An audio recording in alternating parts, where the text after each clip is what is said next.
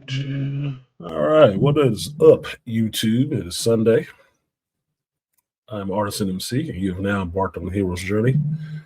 Be sure to hit that like button when you come in. Do not sit and be a ninja. You're not Hattori Hanzo.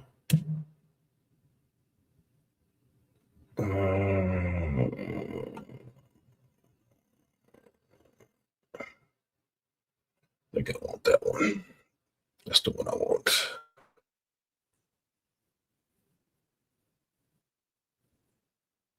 There we go. That's the one I want.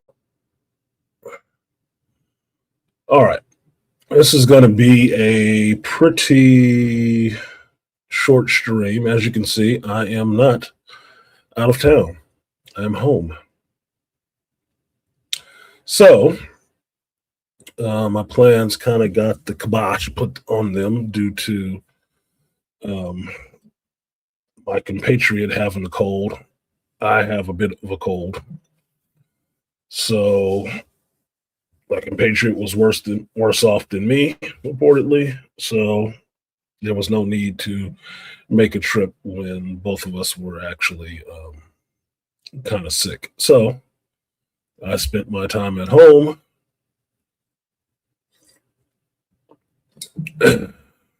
drinking Theraflu, taking medication and stuff like that because I don't like being sick and I don't want to be sick. And I'm kind of pissed off at the person who got me sick, breathing in my fucking face like we never went through COVID before with all this mucus smell on their breath. So that's what got me a hint of it, a hint of a cold. And I felt it as soon as I left that person's presence. So I've been taking medication and stuff since Tuesday just to be able to be where I am right now, which is I slept crappy, but I still got some mucus build up I'm getting rid of.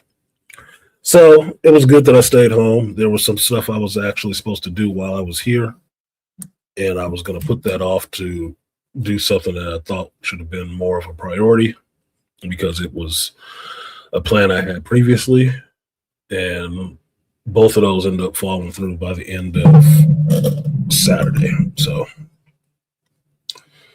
it was better that I stayed home.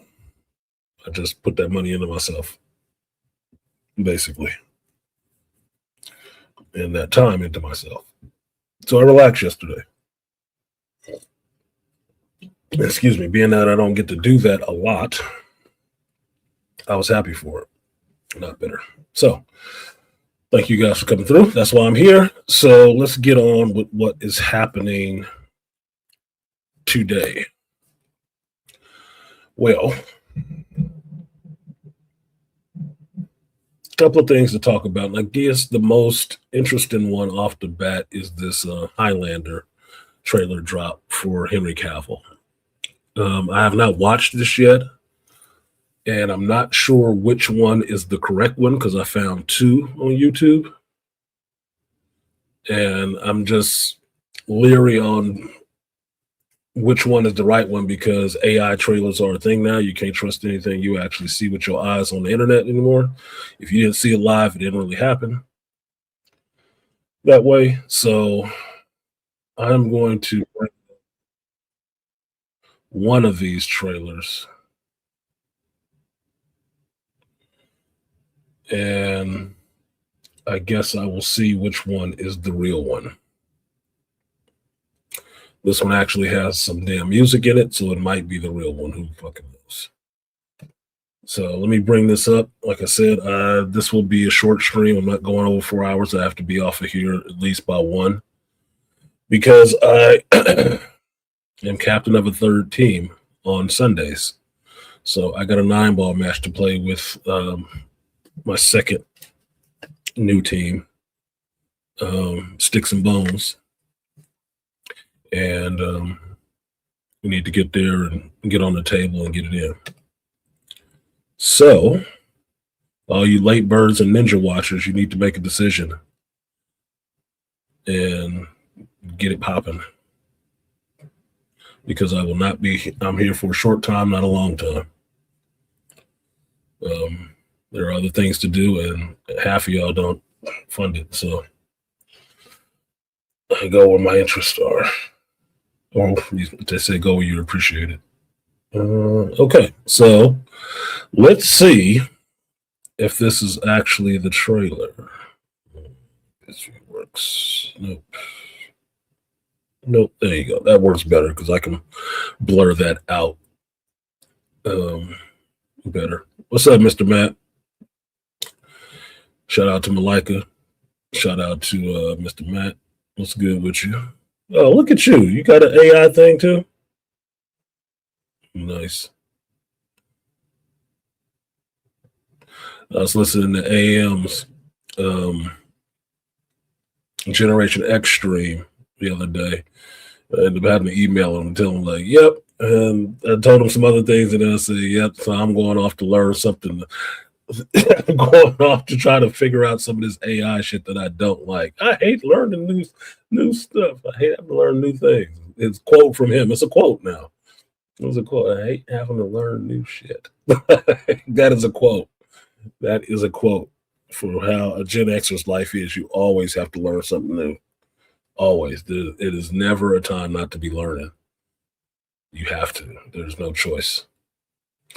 And then shout out to Mr. Matt. All right, so two of y'all is ninjas. Whatever. Do your channel. Okay, so let's see what we got on this. If this is the right one, if it be the right trailer. Man, I feel really too big on here. Fuck it, it's my show. All right, here we go. You came to me in a dream, spreading in. I was born. Yeah, that's a decent picture. I like that coat though, that bomber. I like that. Born into war. Things are never as they seem. But I never learned how to leave it behind. Time doesn't heal us. Words from the street, It just teaches us how to endure. I really hope this is a real trailer because this is just looking like a bunch of Henry stills with backgrounds thrown in. Fucking, I can hate fake trailers. You've survived centuries. Okay, spoiler alert. I heard that this character was in it because a short popped up on my YouTube, and that's Russell Crowe playing Ramirez. Now, when I first saw this picture, I thought that he's supposed to be Ramirez because of how he's dressed. So Russell Crowe was taking the place of Sean Connery. That's playing Ramirez. That's cool. I like Russell Crowe. He was a gladiator, so already know he has some respectability in terms of sword fighting and being a warrior on screen, right? Ridley Scott, all the rest of that, that Russell Crowe can get it in. So him being in the Highlander movie gives it a little bit more weight, a little validity.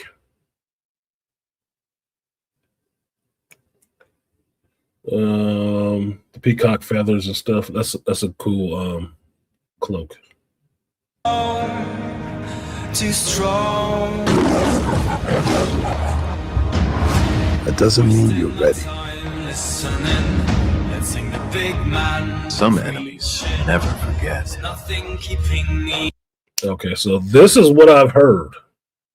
So this looks like it might be the real trailer because these are all the actors that are really in the movie and really playing these parts. And this was the one that surprised me, like Dave Bautista.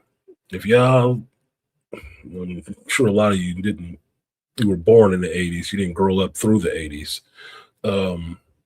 That's the Kurgan. Dave Bautista is playing the Kurgan. Clancy Brown's part. Okay, I'll take that.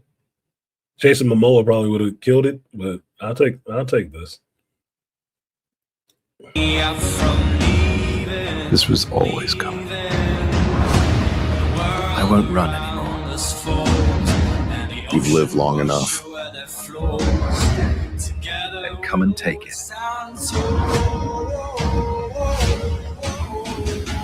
Maybe it is AI.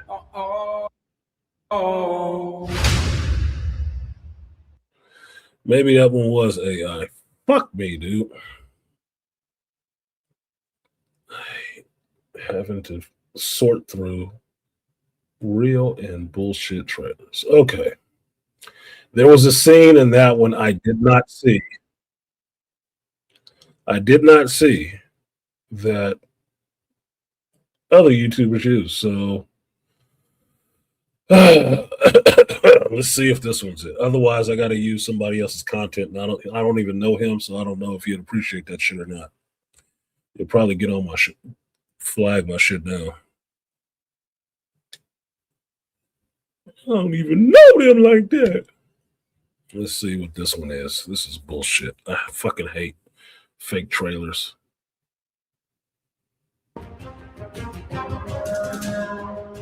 Nope. Fake. Long ago, from another time, a great power, a hero, who is about face his greatest challenge. My name is Connor MacLeod.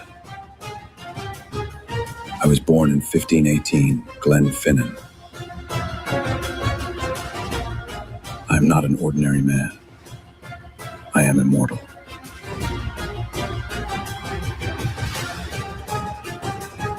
I'm haunted by my past.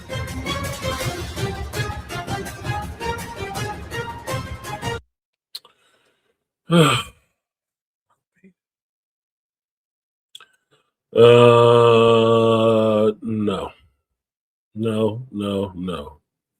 Yeah, one thing I said is I saw that said that it started filming. I'm not liking that. Fuck you. Downvote. Why are you putting up fake trailers, motherfucker? God damn. That shit does nothing for me at all. Nothing, brother. Nothing. Nothing for you, though, brother. Okay. First look teaser. Okay, never mind. Never fucking mind then. Since there can't be a goddamn simple thing like just have your fucking trailer up. No. Everybody got to make their own fucking trailer for your movie that hasn't even released.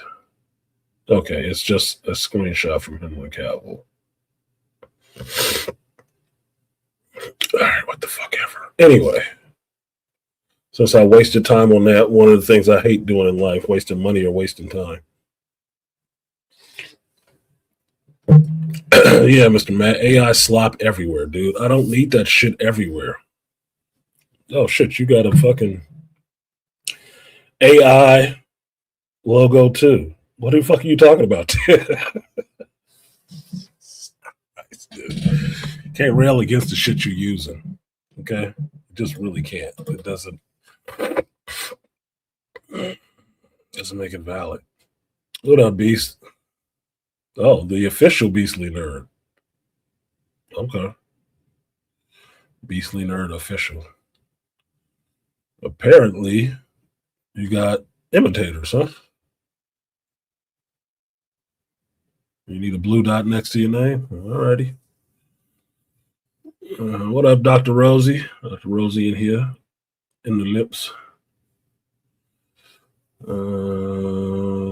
Yeah, I get that. There's no official teaser.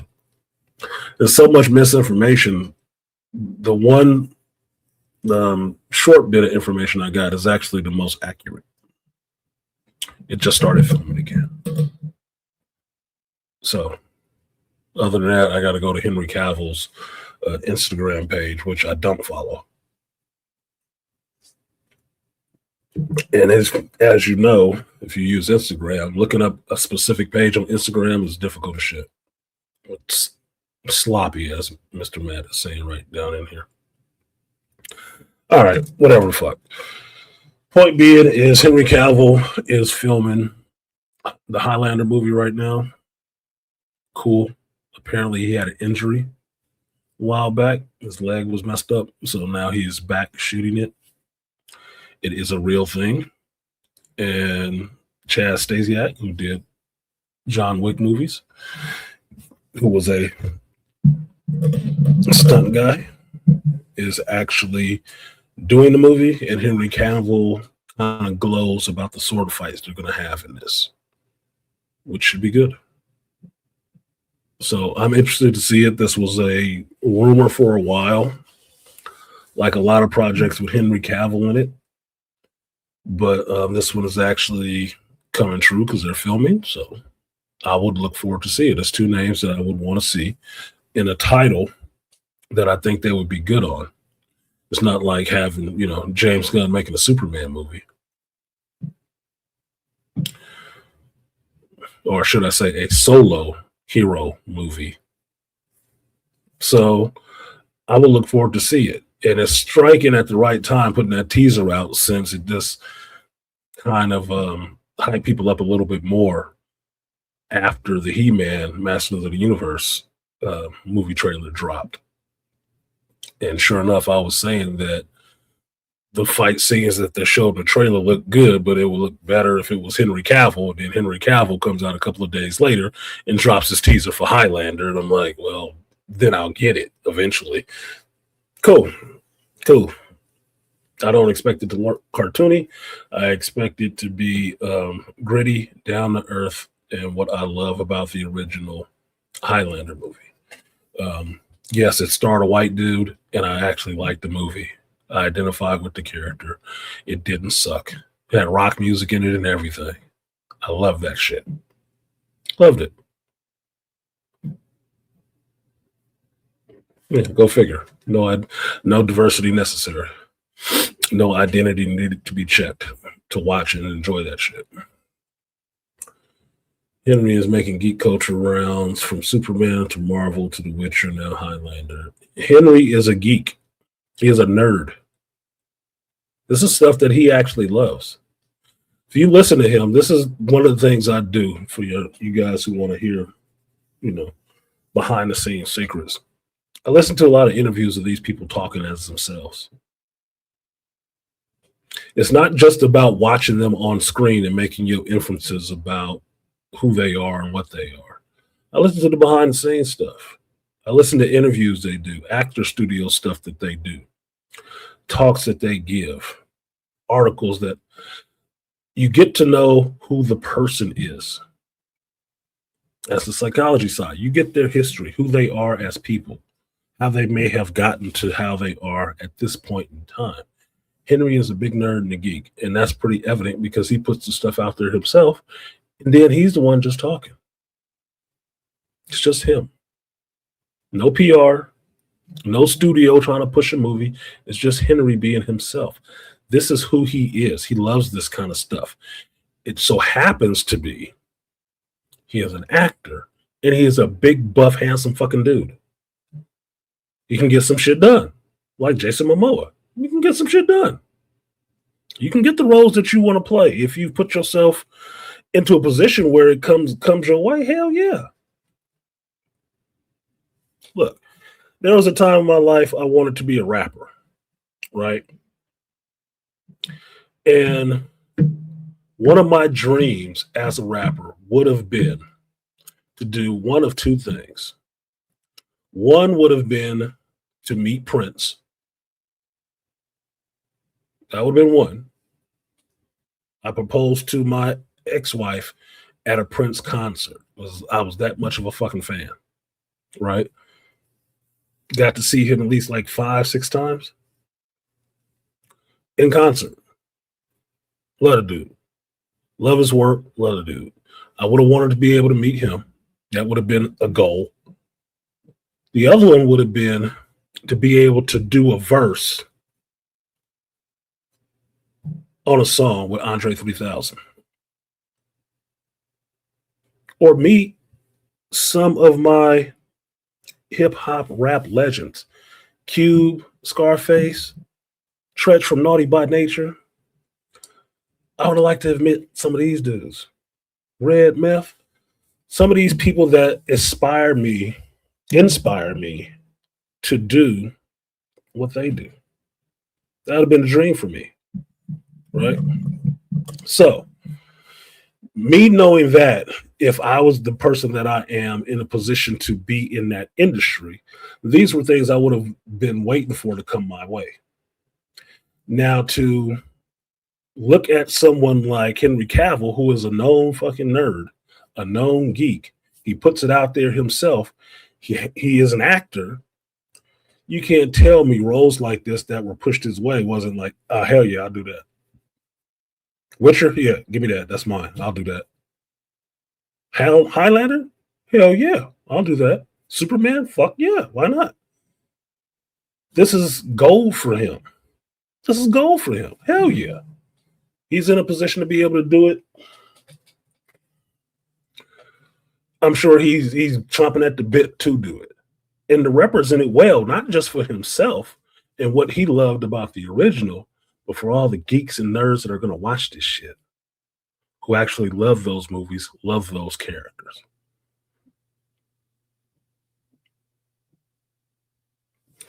I told you guys before that the MC part of my name is kind of a misnomer, right? I spell it how you see it on my name tag. I spell it like it's supposed to be on YouTube. It's artisanmc, not artisanmc. The common version of it is MC because it looks like MC on YouTube. That's just what it is. It's actually artisanmc. So if I say artisan Mick from the clan Mick, you understand what it means. That Scots-Irish stuff in the Highlander, I get into that. That is part of my lineage. Even being Ados is part of my lineage. You can't shake it. It just is what the fuck it is. I have an Irish surname. And according to my grandmother, I got legitimate Irish on both sides of my family, father and mother. It just is what the fuck it is, bro. I try to embrace everything of who I am, not parts of it. I don't believe in that splitting your identities. I think it's bullshit. I think it's a good way to make you have psychological issues. Which is one of the reasons I think mixed kids will run the future. Because then they won't have to be bound down by any of this other bullshit that we keep trying to divide each other into. It's just this or it's just that. And if it's not just this or just that, then they're shitty. No, it's called a fucking hybrid. A daywalker. You know, all the strengths, none of the weaknesses. So yeah, all your waters will merge together. Well, I know from my Irish Scottish side, I can drink like a motherfucker. My alcohol tolerance is high as shit. I'm hairier than most black people I know. And I don't get cold as quick. I give off a lot of goddamn heat. I don't like the cold, but I don't get cold as quick. Because I radiate heat like a fucking blast furnace. So people feel hot standing next to me.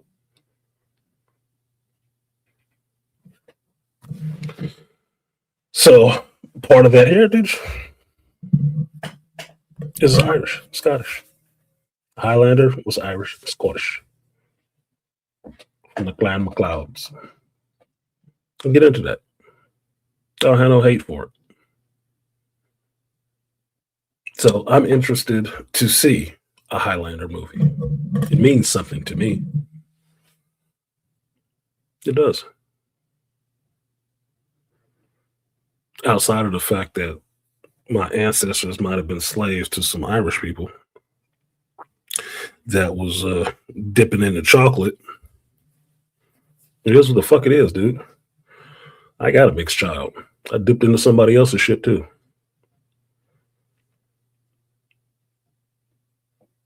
It's human beings, man. You and me, baby, ain't nothing but mammals unless we do it like they do on the Discovery Channel. Y'all people. And all the parts always work together. So let's get it on.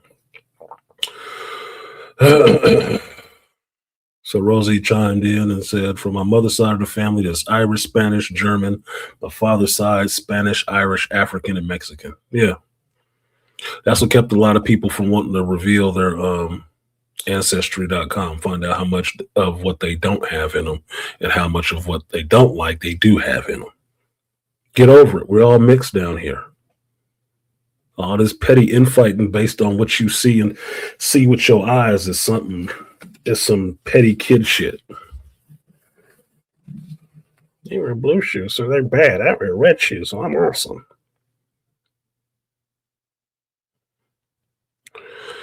Anyway, so I personally will look forward to seeing Highlander when it's done filming, when the first trailer actually drops, and I can go and watch the movie. I think Henry will do a good job at it because he is a fan of this first. He's a fan of it first. And he is in a position to step into a role that made him a fan of it. So he's going to try to do it justice because he is a fan. And I'm fine with that. Good casting. Knock it out the park, please. Chaz's reputation is good for doing action. He gave Keanu Reeves another franchise after doing The Matrix. And Chad was in The Matrix. Keanu Reeves going to be set. He's been set for life. If he had kids, you'd be seeing the little Reeves kids running around this bitch a lot longer. Hollywood royalty. Because of the box office bangers that their father has behind them.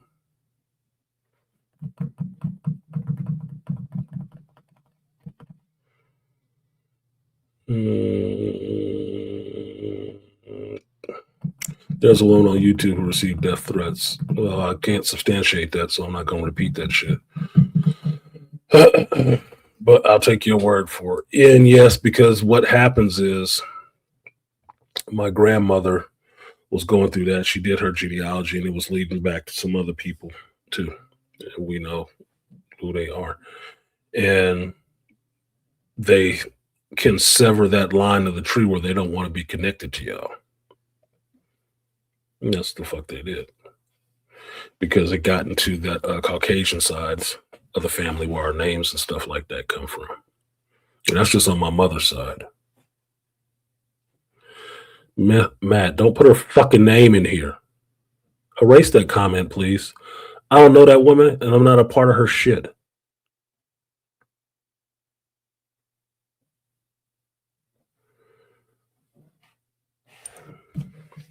Have my channel fucked up on some liable bullshit because I don't even know what the hell you're talking about, and you dropping her fucking name in here.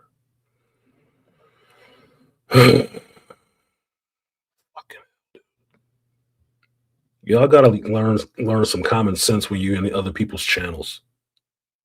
If you want to do that kind of reckless shit, do it on your own platform.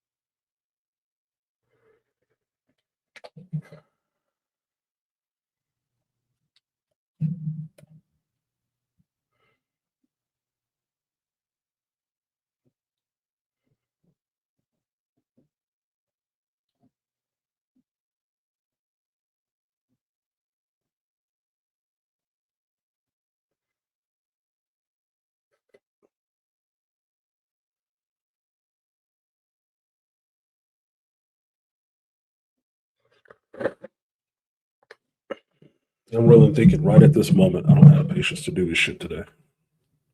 I really am.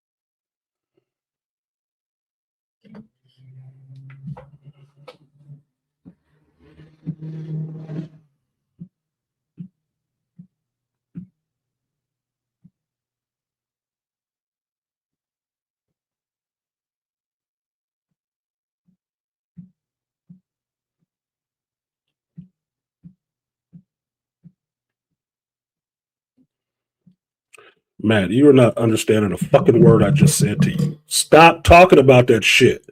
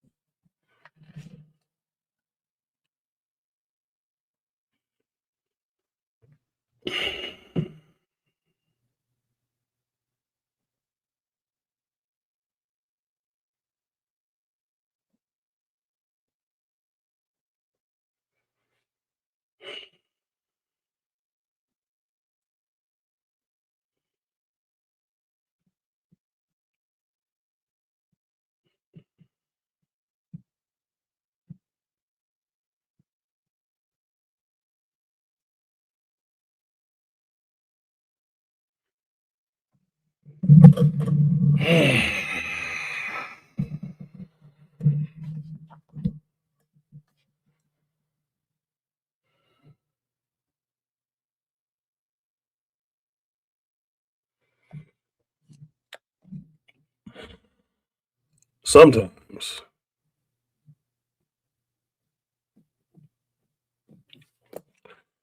This is why I drink coffee in the morning. Like I told you, it's not really to wake up. It's to get my tolerance and my patience up.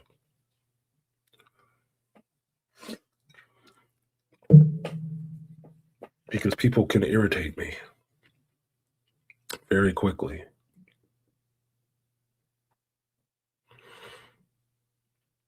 I haven't had coffee today.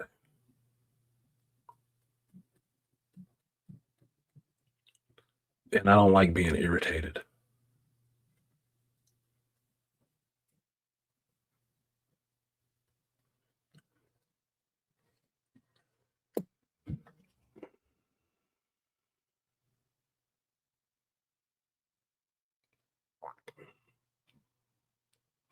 Now, the silence you're hearing is me beating back the myriad of responses I have in me wanting to burst out of my fucking mouth.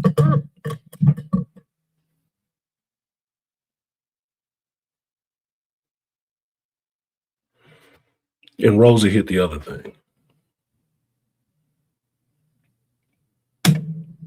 Appreciate you, Rosie, for supporting the stream. You are the first and only one. Thank you.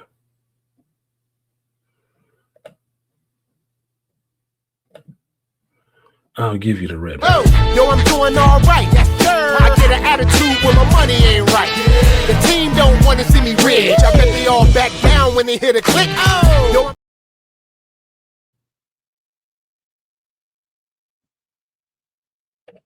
Some folks expect a lot from nothing. We're putting forth nothing.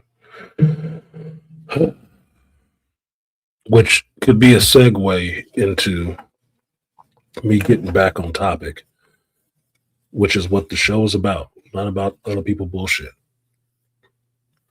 If you want to promote their shit, go to their channel and promote it.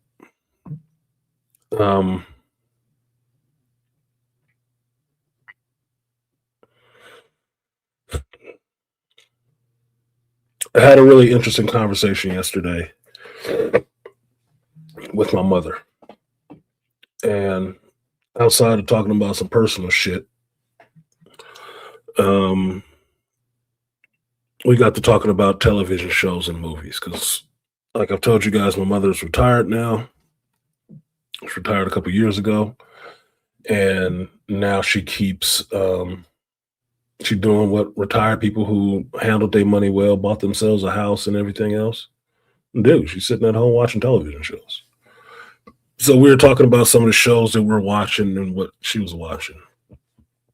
And we're trying to wind down the conversation, but she asked me something that I thought was hilarious.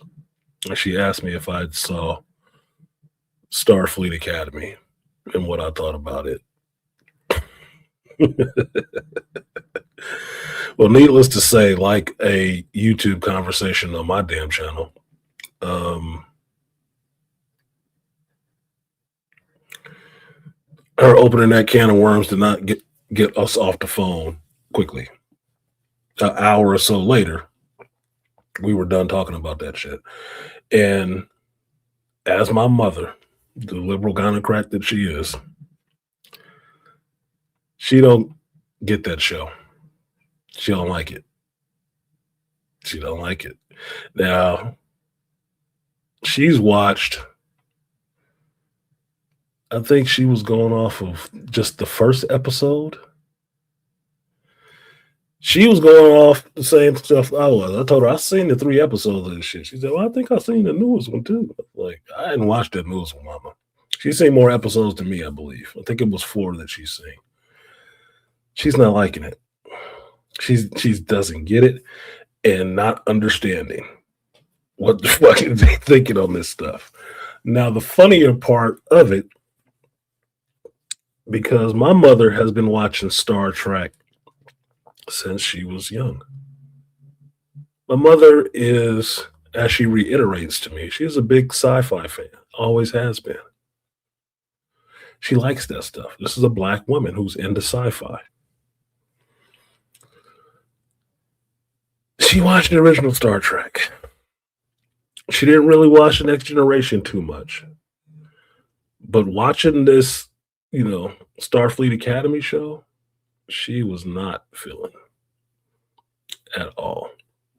Now, I went into my spiel about it, telling her, oh shit, I was just talking about it on the stream last week. I watched 3 episodes of that shit, and this is not working for me. This is not Star Trek. This is, somebody puppeting around a Star Trek body dressed in a uniform, but that ain't Star Trek. Stop calling it that. Like, that's Star Trek. Don't call it that. You can call it anything else, but don't call it Star Trek. And my mother understands that we've had this conversation before because we had this same conversation about the Foundation show. The Foundation show was interesting sci-fi to watch, but it ain't the Foundation books. Don't even stop saying that shit. It's not the Foundation's books. It's not. It's pieced together from character names and stuff that happened, but this is not in those books. They are completely off book. Excuse me.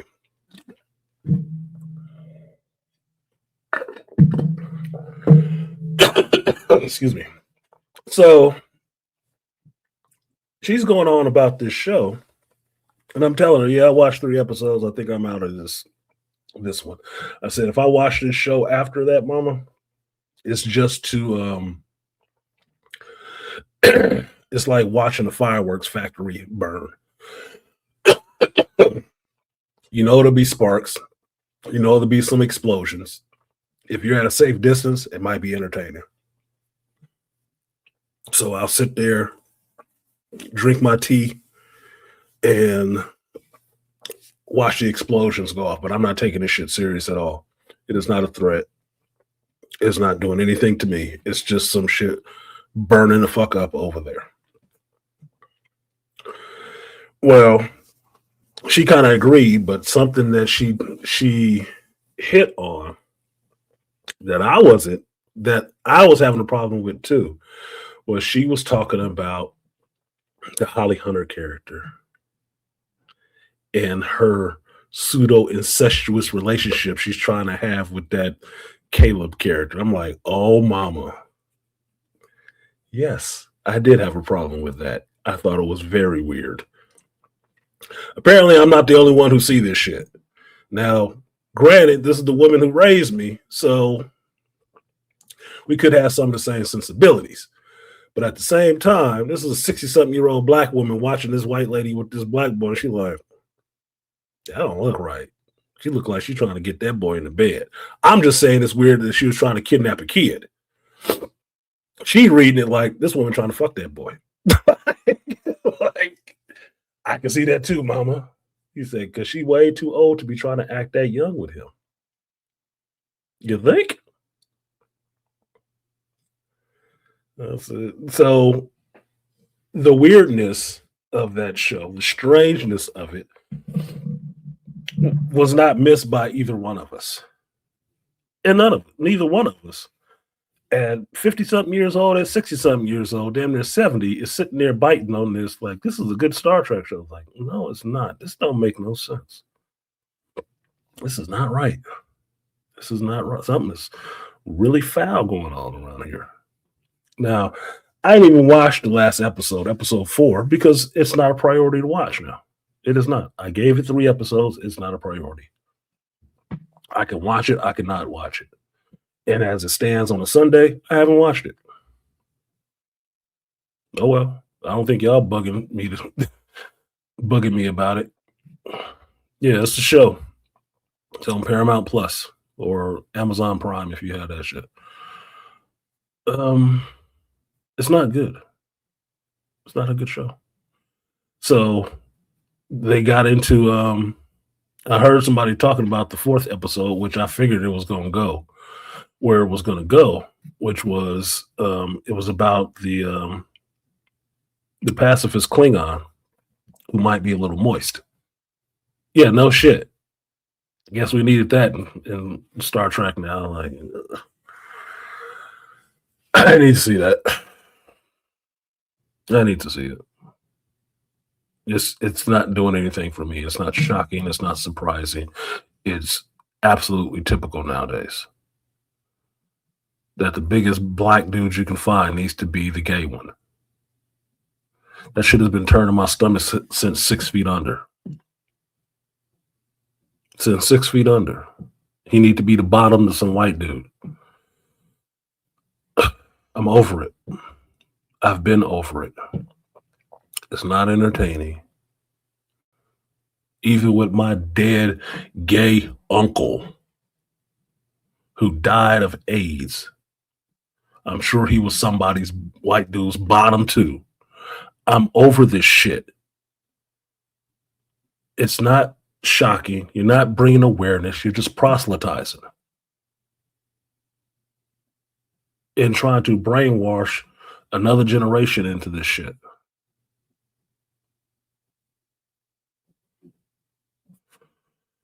I'm not interested. This doesn't make for good television, especially not here. But all the rest of the dumb shit you got going on in this show, it's a wonder how any of this got past anybody. Who approved this?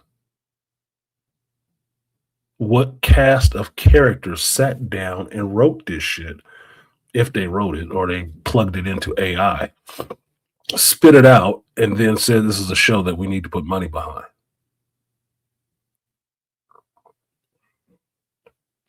The show is bad. I'm not watching the show. Like I said, if I do, I just want to see what's blown up next in the fireworks factory. It's comedy. It is legit comedy. It is not serious. And Star Trek has always been serious. As my mother was pointing it out, it was a little bit campy back in the day. I said, yeah, in a little sense, but they was serious. And I had to tell it. Next Generation was serious. They could have their fun for a little bit, but they were serious. The reason being how you know this is AB mentioned it last stream, right? The first episode of Star Trek The Next Generation was, I think it was the Farpoint mission, right? Well, who was the comical one there? Q. That was the whole point. Q was kind of whimsical, zany in some ways.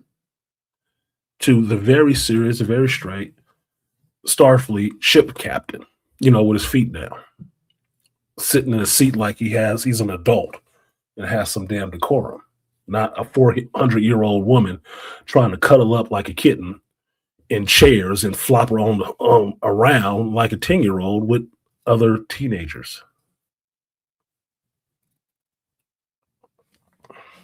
So, no, it's not Star Trek. And I don't like relating to it that way. It's not. It's a shitty show. And if it was canceled already, good. If it's not, it should be. It should join the Acolyte with another show that came on and needs to go away. Or I should say, Acolyte and Rings of Power. They both need to go away because they're objectively bad. And they only do brand damage to the franchises they are trying to leech off of. I don't know who watches this show and likes it, but then again, I've told you guys, I'm not on Reddit or TikTok. I don't know. And I really don't give a fuck what they're saying. I'm just assuming that's where people who like this shit are. Living a life through, 150 characters talking shit. Faceless, nameless. But it's not a good show. To anybody who's had any experience with Star Trek, it's not a good show. It might not even be decent sci-fi. And the reason being is because they just talk like us. So, whatever the hell. I'm not liking it. So I thought it was actually funny that my mother asked me about the show, and it turned out she was hitting on the same thing I was. She wasn't liking it either. And I had thought she would have been in the bag for this show. That's why I'm not surprised she watched it. I'm surprised she didn't like it. Because given the sensibilities, this shit should play to her. But it didn't. Even with the black women in it, it didn't play to her. Because she had a problem with them black chicks that was in it too. I'm like, yeah, I don't even want to talk about them. Don't even. Went so far as I sent her the link for, I think it was Critical Drinkers conversation about Starfleet Academy. And Little Platoon was on there, who I like, and he was having some real poignant points that he was bringing up on it. So I sent it to my mother to see if she'd watch it. Now, I usually always, once in a while, once a month, will try to send a video from YouTube to her to watch. And it's usually something that she should find objectionable a little bit to see if she'll watch it. I know she usually won't, but I sent it. Anyway, she watched the shit this time. She did. White dude's eyes is colder, I guess. And she agreed with a lot of what they were saying, except for the one guy who said that, women don't watch sci-fi. That's the only thing she objected to. But everything else she agreed with. Now, this is a panel of 5 other, European dudes talking shit about this show. Only thing she didn't agree with was the fact that women don't watch sci-fi. What does that say? It's an objectively bad show. And most people with a fucking brain can see it. Now, I do say a fucking brain, which would sound insulting to people, like something must be wrong with you if you like the shit.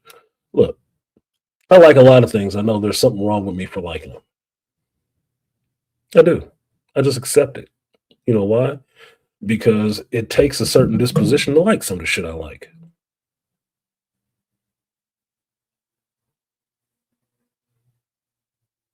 Abnormality in humankind is normal. Nowadays, it's normal. It's not shocking to me. A lot of stuff I like that has become normalized now was abnormal before. I just deal with it. It's not that big of a deal to me. So, understand, if this show is something that you find really groundbreaking, really interesting, you really need to reassess what's going on with you. How is it that you find yourself liking this? What is it about it that you like?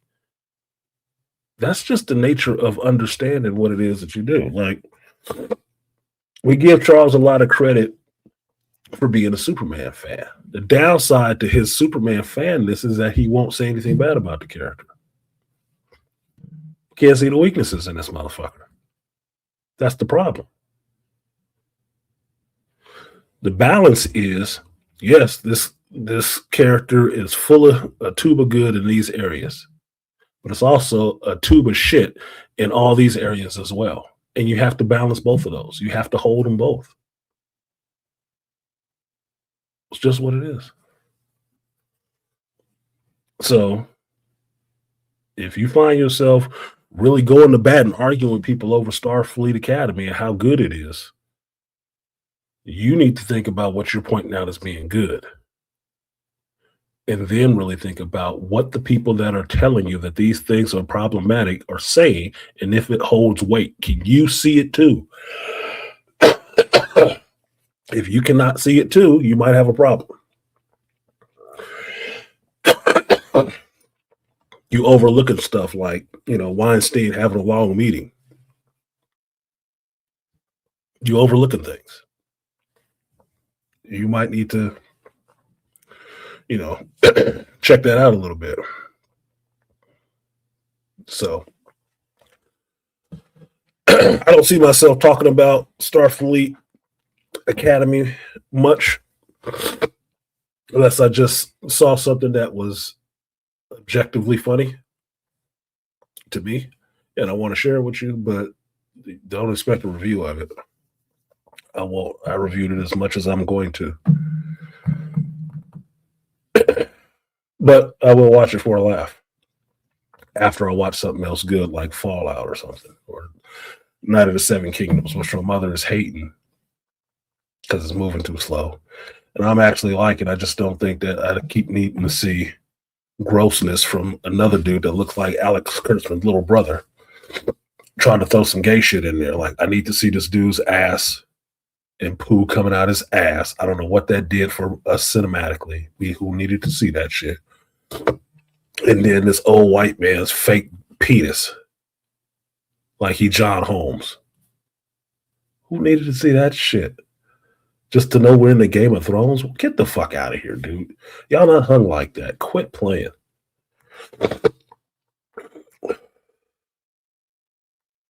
But have your fantasies.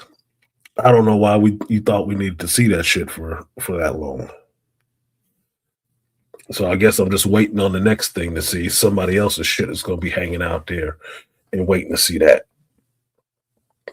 I guess that's what will happen next. But other than that, I'm liking the show. It is moving slow, but this is the third episode. They need to get that shit rolling and get to some, slaughtering some folks or something to keep the audience entertained. Otherwise, it's moving way too slow to keep grown women entertained. Netflix was good with you. He said he could only stomach the first episode of SFA. That sounds like it should be a disease. I'll have to find a way to watch the rest for free. I'm not paying for it. What? I'm not paying for it. Only reason I watch that shit is because I have Paramount Plus already. I gotta watch, Landman and 1883. Basically, it's 1883 that I have Paramount Plus for. But what got me even to want to curiously look at Starfleet Academy was the intro was playing automatically. Automatically, it starts playing that shit on Amazon, which is bloating the numbers for it. And I saw the intro screen where it did the 60 years of Star Trek stuff, and it kept going through all the ships. I was like, man, that looks really fucking cool. That looks cool. The show sucks. That intro part of that is cool. It's cool. So It's embarrassing for the 60-year anniversary. This is not a good show. But this is where it's gotten to in 60 years. And from what I understand, the last 10 years of mismanagement. So, no, that's not the quote, Beastly, for Night of the Seven Kingdoms. More story, less gory. Yeah, that doesn't make any sense for what we're talking about. Night of the Seven Kingdoms isn't even gory. It's just slow. For 2 episodes, it's been interesting stuff happening with the character of learning about the person he was supposed to be a squire to, who was supposed to be a knight, and nobody knowing this knight. But him getting to meet these other characters, the ancestors of characters in the future, the Baratheons, they mentioned the Lannister that was there, and then the Targaryens that are there. You know who their ancestors are, and you know who they're the ancestors of. So that part is interesting. But other than that, he's supposed to be going to a joust, and it's been 2 episodes, and we ain't seen no knight fighting and no jousting yet. So get to it. Wasting a lot of time. So that's what's slowing my mother up on that one. Like it's taking too long. And she got plenty of time to watch the shit. She's saying it's taking too long. So I'm just enjoying it and going back to the world and seeing what's going on. But I think some stuff is played up too much, like somebody having their fun, they're in charge of something, so they get to do shit. Like the dick scene and the shit out the ass scene. That's fucking gay humor or something. It's like, dude, I don't find that entertaining. What the fuck? The most objectionable part to me of Game of Thrones most of the time was all the fucking penis shots we had to have in that shit. I am not gay. Told y'all I'm a lesbian. I don't need to see somebody's penis all the time because I damn sure ain't seeing a woman's vagina all the time. So what the fuck? Why? Who is this for? Kids watch this shit too. You know that? Oh, God, dude. Let's say you're making a porn. Unnecessary. At unnecessary parts, to me. He just got finished banging a hooker, so he's going to come outside to take a piss, and we're going to see all his manhood. That old man ain't got no dick like that. What are you doing? Why don't you turn your bare ass around and piss over on the side? Come on, man. How old are you?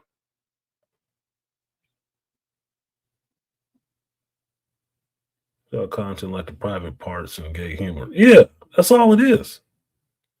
But that's the writer of the shit. He wrote that shit in there. He thinks it's entertaining. This big foggy glasses ass. It's like this little nerd right here. Whatever. So that shit can drop out the show, and that's what I was happy about. When Game of Thrones really got going, they did that a lot in the first episode because that's an HBO strategy. They throw sex in there in the early episodes to get people talking about it and their eyes fixed on the shit. They've been doing that for years, even before Game of Thrones. That has been HBO's strategy to get people to watch shows. Every show that blew up on HBO, the first season was all sex up front. True Blood, 6 Feet Under, Game of Thrones, go down the list. It's always that shit. Game of Thrones dropped it by the second season because they got more into the fucking story and dropped the sex shit. We got them here now. Now we just got to keep them. That's what it is. So I'm waiting to get past that part because that shit ain't hooking me into the show. That's not hooking me to the show. Your story will hook me into the show. That shit is not. That shit is a turnoff. Thankfully, it's not so much of a turnoff that I just turn away from the show completely. Like, oh, it's all dick. I'm out. I'm out. I'm out. I'm a Christian. I can't look at this stuff. No. I'm a heathen. I just don't care for it. It's not my cup of tea.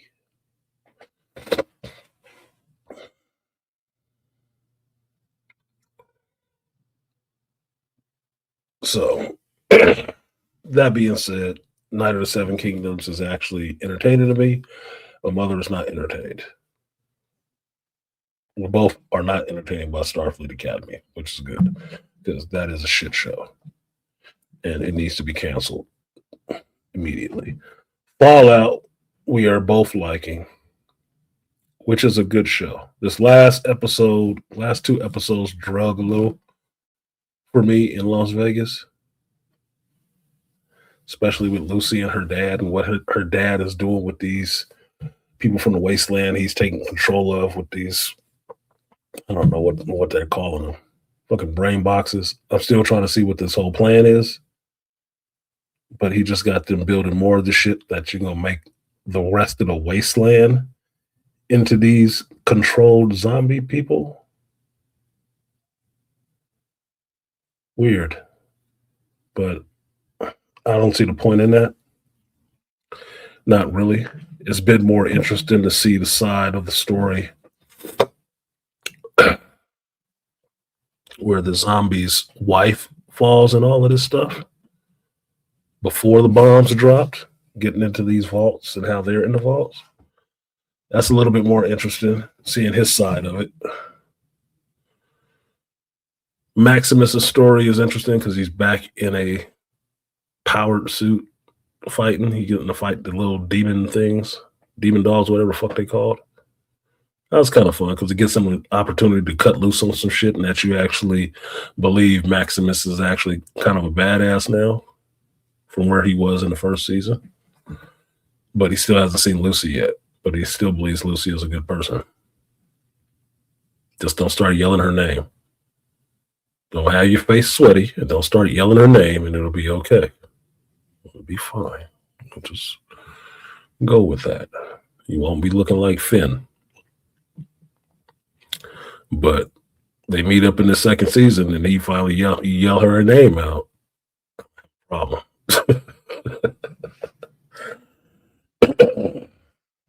Now, the question was asked. I just sped through those other three series. The question was asked without a super chat, which is why I didn't answer that shit, Matt, because there's no rules over here since you've been away. You want to ask a question, put it in the super chat. There's a lot of shit for free in this world, and information is not that. You even pay for a library ticket or a library card. This is YouTube. Help a motherfucker out. Wonder Man. I watched Wonder Man and I put the first 4 episodes. Here, I'll show you this since most people don't understand what this is. And turn off your comments. I put the first 4 episodes of Wonder Man up on the Patreon. Shop Talk Live. So there it is, 2 days ago. Apparently I have a lot of ninjas here too, because it reaches people, but they don't respond or anything like that. So there's Wonder Man, all this bullshit alien Earth crap. I watched the first 4 episodes of it. Stop sharing that. And get back to the right view. I watched the first 4 episodes of Wonder Man because I like Yahya Abdul-Mateen. I like him as an actor. I like Ben Kingsley as an actor. I was interested in the story and what they were going to do with it. I did not really give a shit that Simon Williams was turned into a black dude because I know Simon Williams does not stay white forever either. So it didn't really matter to me. He's an actor. He needs to be an actor and he needs to have powers and how that works. What he eventually ends up looking like is not white or black. It's going to be kind of purple. So for me, the color part didn't matter. Does he represent the character from the comics well? Is it close to the character from the comics? Now, Wonder Man, as much as people might try to hype you up to believe is not that goddamn important of a character in comics. He is a West Coast Avenger. And if West Coast Avengers was really successful, the team would still be around. The only reason we know of the West Coast Avengers is because people who read the Avengers comics read West Coast Avengers a little bit. That's why. Most people don't know who the fuck this character is. If he wasn't tied into Vision and Wanda and anything like that, you still wouldn't know who the fuck he was and wouldn't give a shit. So let's stop getting all up in arms about who played what character. I've said this before and I will say it again. These are fictional fucking characters. Unless their race is necessarily tied to their view of the world, it doesn't fucking matter. A well-written character can be any color. It doesn't fucking matter. The only time that ethnicity comes into play is if it shapes the way they see or interact with the world around them.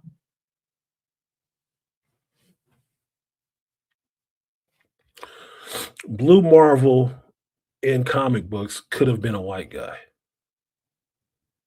But you know the pivotal point where his mask was torn after saving the world? And everybody's, oh my God, underneath that mask, it's a white guy. None of the rest of the shit of his story would have happened. None of it. He just would have been another cheap Superman knockoff. But the fact that that mask got torn and underneath that mask, you saw it was a black man, changed the whole context of the story. That's why the government wanted him to step down back in the day, because that civil rights shit was getting ready to pop off. And they ain't want no superpowered Negro on that side. Hell no. No, you need to step down, bro, before this becomes a powder keg.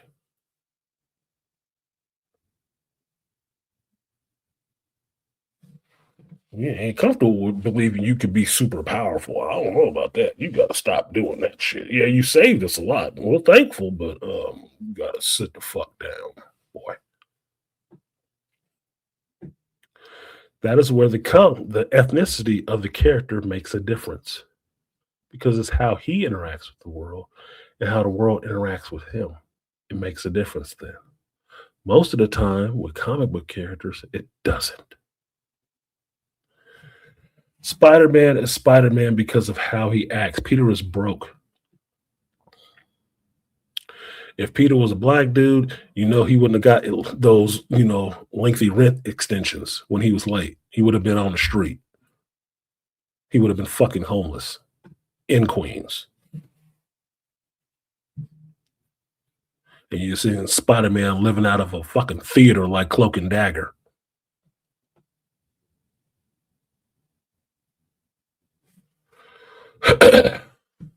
He would have had a different experience.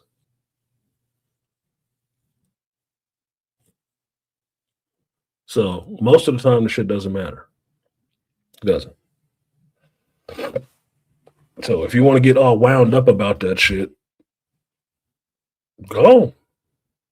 Knock yourself out. See what it does for you. My concern with the character is, are they representing the character well from the comics? Not that the colors match. Because Tatiana Maslany looked like Jennifer Walters from the comic book, and that show was ass. Ass to the hole. Did it matter? They got the colors right, but did it make the story any better? No.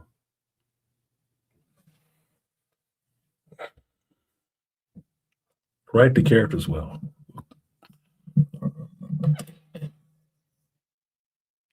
So I watched the show. I wanted to give it it's fair hearing out. So I watched 4 episodes because they're only 34 minutes at a time, right? So I was like, damn, this is pretty short for a Marvel show. Fuck it, it's only 8 episodes. They dropped them all at the same time. Like, man, they shitted this out. This must be a garbage show. Must be garbage. They shitted this out like Ironheart. They have no faith in this show. When I talked about it with my mother, I was saying, I said, this is the thing with Disney Marvel. When they got black-led shows, they do not support them shows for shit. They don't support them for shit. They dropped this all at one time. 30, 40-minute shows, and you dropped them all at the same time. So they were short film shows with known actors, mind you. And they threw this show out there and walked away from it like a bird flying over your car and taking a dump.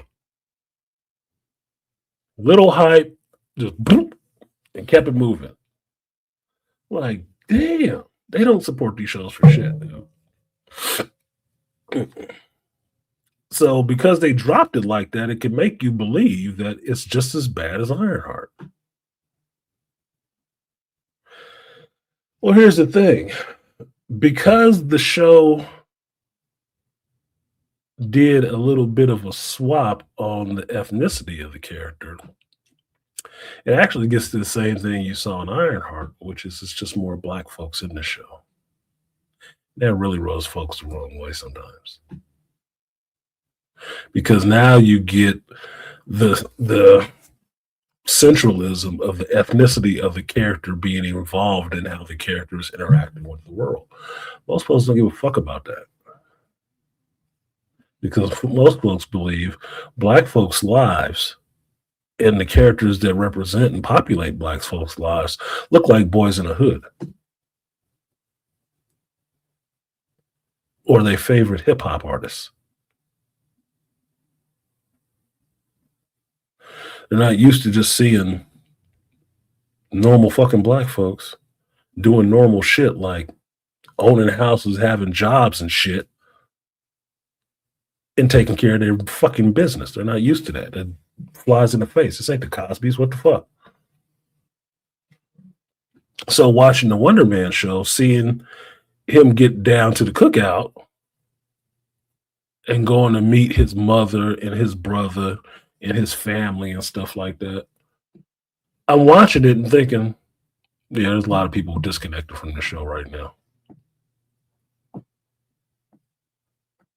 A lot of people.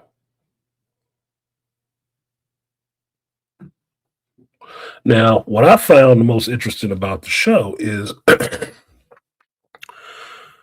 the acting process and the surprise cameo characters that show up in this stuff the whole time. It's LA. It's in LA. So it's subject to LA-isms in the show, right? The funniest thing I saw was I think they filmed this at the same building that they filmed Insecure at, the same apartment building. I think it's the same. It looks like the same building to me. I don't know.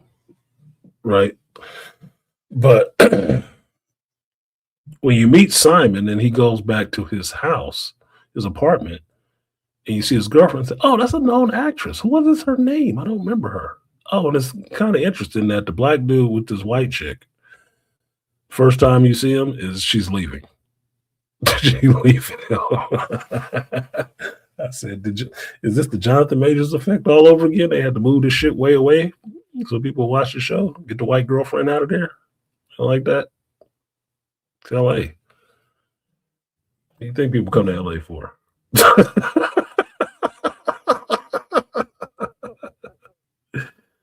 Anyway, what I'm finding the most interesting about the show is Simon himself in his process of being an actor.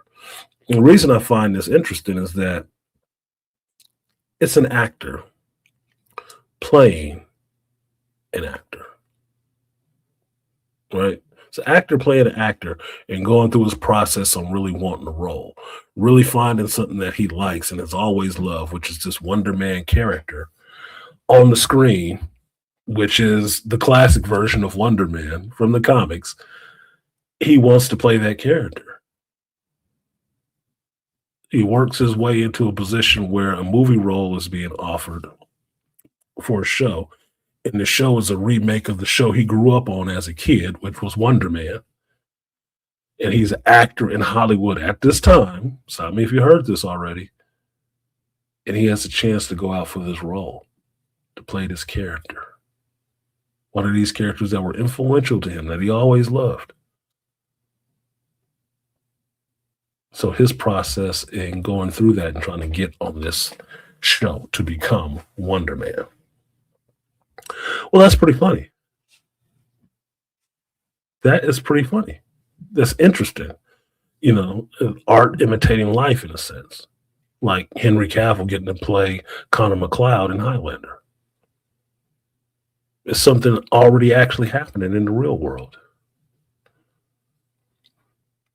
So watching this character go through this and try to get this role and his acting process and what a casting call looks like in LA with everybody in there saying lines and how he delivers lines and how he does it, what's a good delivery and what's not. It's all interesting stuff because it's behind the curtain stuff that unless you're in, I guess, LA or into that acting scene, you don't really see. You hear about, but you don't really see often.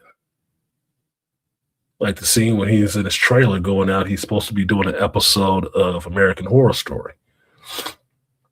And he wakes up in his trailer and he's doing all this funny face motions and stuff like that. He's loosening himself up. Because when you act, your body and your face is your instrument. That's your tool. He's loosening it up. He's getting it ready. Psyching himself up. So it's interesting to see that process and hear them talking about acting in the sense that he kind of reveres Ben Kingsley's character, I'm forgetting his, Trevor, who was the Mandarin in Iron Man 3 and in Shang-Chi. And revering Trevor for Trevor's acting before he got mixed up in that Mandarin stuff because Trevor was a pretty good actor. And hearing them talking about that. Now, by the time you get to the second episode, you get Joe Pantoliano showing up, playing himself, which is hilarious to me. I'm like, oh shit, it's Joey Pants. And he tells him, no, just call me Joey Pants. I'm like, and it's funny because they're going through this thing about acting in this show. Now, what you find out in the show is that some of it is all a ruse, right? Some of it is a ruse. Trevor is not necessarily there because they just happen to bump into each other. Trevor is there because Damage Control put Trevor there to try to get close to Simon because he is an actor. And Simon has powers already. And he's dangerous because he keeps kind of exploding. Now, this is interesting to me because for what I understand of Wonder Man, he got his powers some kind of other way. They're not naturally in him. Now, the show shows you him as a young boy, and they show you him as an older man. Well, how did he get the powers? Now, at this rate, I'm sitting there thinking, are they going to make him a mutant or what? Because they've already introduced mutants. So, how are they doing this for Simon and his powers right now? Because it seems kind of dangerous. Like if he gets too stressed or something, that shit is coming out of him and he can't really control it. But it's only manifesting as like shockwaves of force. Like, okay, but how did he get them? And he knows he has them. And his family kind of knows he has them. So why is everybody being all hushed about it? It was interesting. By the fourth episode, because they were short, I was really interested in what was happening next, but I had to stop because it was late. So I said, okay, 4 episodes is a good place to stop. I'll do it in 2 blocks. I'll watch 4. Stop here and then watch another 4, finish it out. And that'll be my 2 blocks on Patreon. Not putting that shit on YouTube, I don't think. Because I didn't even do episode reviews of it. I didn't. I watched it, talked threw it about it after an episode and kept it moving. But for me, so far, it's been pretty interesting. I'm intrigued to see what else happens in the show. I'm not seeing it being too bad acting wise or anything like that. I'm just thinking it has a different tone than Marvel has had. It's not overly jokey. It's not. It's just personal dynamics. It's not a deep dive, but it's just personal dynamics playing out between the two of them. Because not only is Simon having some stuff that he's dealing with, Trevor's having some stuff that he's dealing with too. And he constantly keeps getting it touched upon when he runs into other people with Simon going through this process of trying to get him ready for this role or get this role together. Even just making an audition tape, right? Just a quick audition tape that took forever. Now, I will say the one thing I'm not liking, we got another fat black woman in this shit that's being mean, which is his agent. Told y'all I'm tired of that shit. I'm tired of that. The fat black mean bitch that need to be over in Hollywood. And y'all black women need to stop stepping up for those fucking roles and letting them keep casting you like that. Because all they keep wanting to show us of you is fat, round black women. Like that is the whole of you.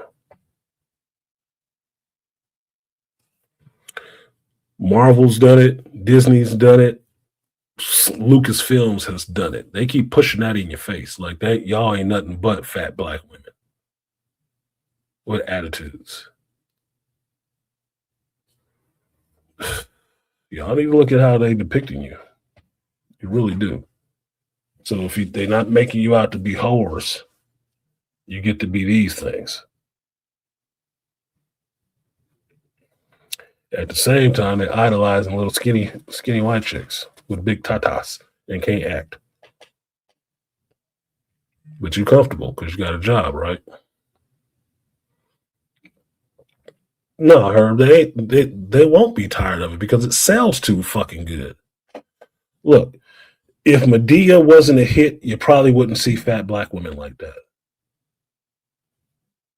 You probably wouldn't.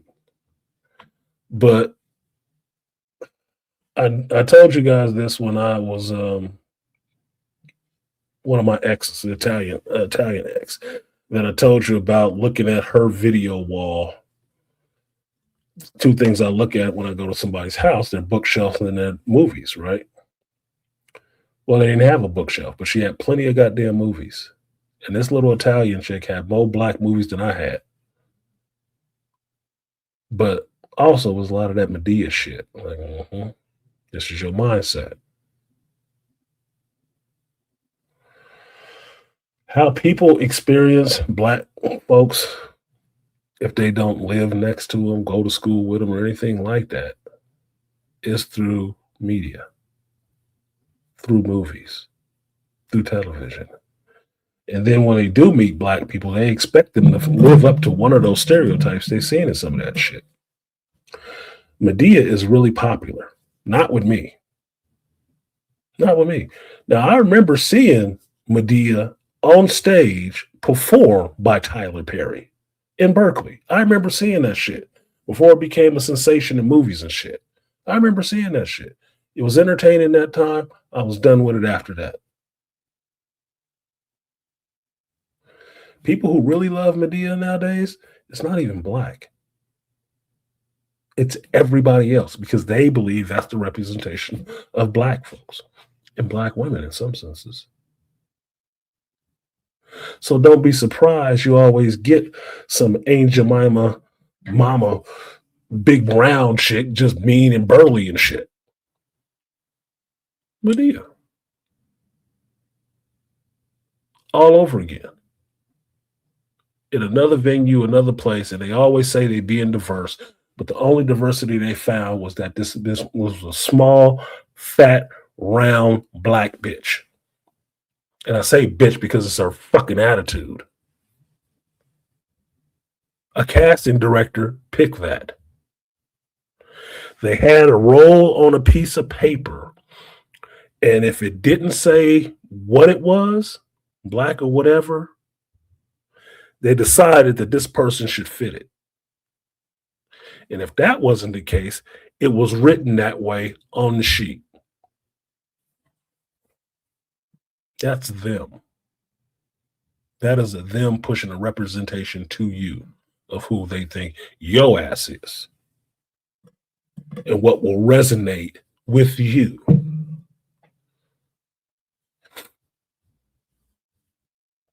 The Mammy and Sapphire trope stereotype. Yeah, I'm way past that shit. Way past that shit. Problem is, black folks eat that shit up. Some of them. Some women. Yeah, it's diversity. It's a win for women. How? How is that a win for you? Because you got to be seen on screen? I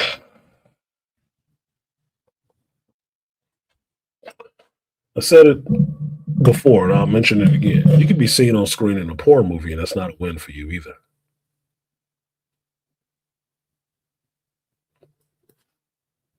It's how you're shown on screen, not just that you were on screen. Okay? And if you ain't representing well, all this hair and flamboyant colors and just bulbous all over the place, and like, and got a nasty attitude, like, get the fuck out of here, dude. Get the fuck out of here. I'm tired of seeing that shit. And her client is some black dude that she just berating. I love you. I'll go to bat for you, but you ain't nothing to that. Just do it. Fuck you yelling at, mama. I'm tired of that shit. Tired of that shit. So, beyond that, the show is actually interesting to me. I'm actually curious to watch the next 4 episodes and see where it goes. I'm thinking, I have the sneaking suspicion that I'll probably be disappointed by the end of it, because if I think it's good, it's not getting a second season. It won't be coming back. I'm sure it won't be coming back. But they're not backing this shit the way they back in, I don't know, a Doomsday. They're not. They just throw this shit out there.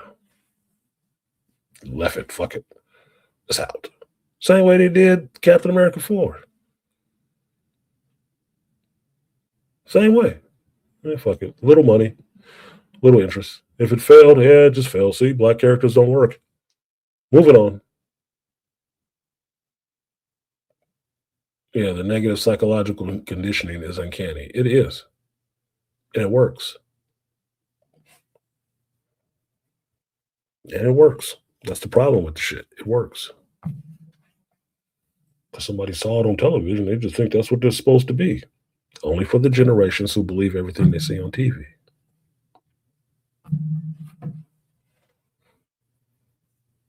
I'll introduce you to the not being fooled generation, as Angry Man told it. Gen Xers. We don't believe shit you're saying. And we ask a lot of questions.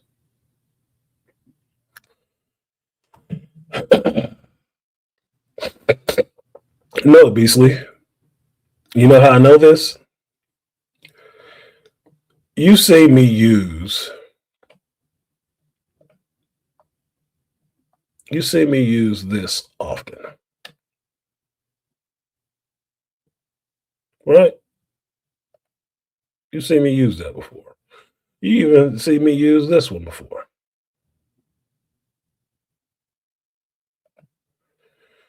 Do you know how hard it is to look for sexy dancing pictures of black women as a gift on Google?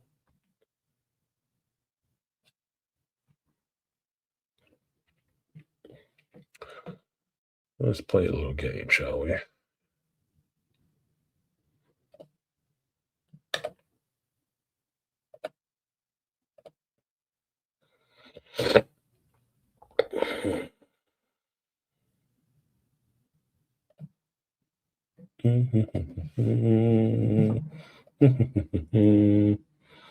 Do this first.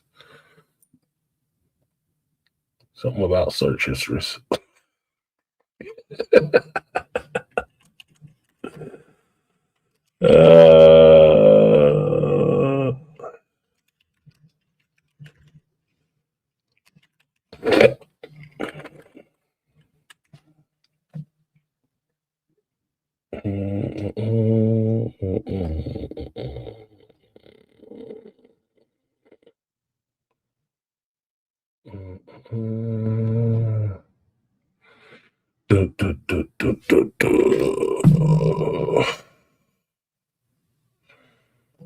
Let's do all images. Now, if you can see this, you see what every picture has in common? And forgive me, this is how my brain works. I find similarities and differences right off the bat. You see what every picture shows me? Kind of overweight and just shaking their pussy and they ass.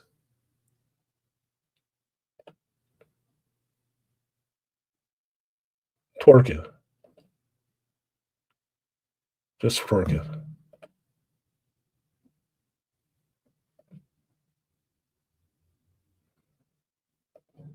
Fake ass red hair. That looks stupid. This is just a big bitch.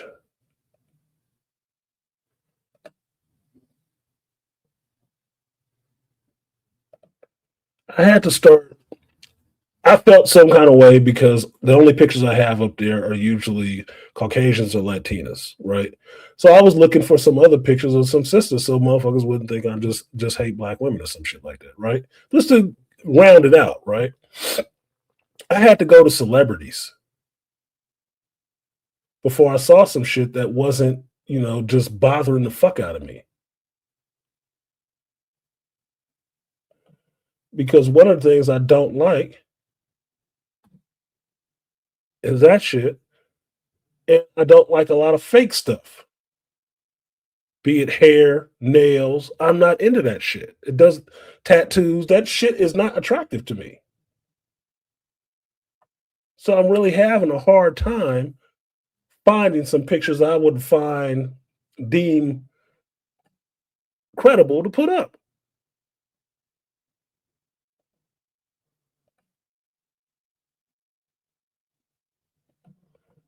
So if it isn't the big one, it's the other one.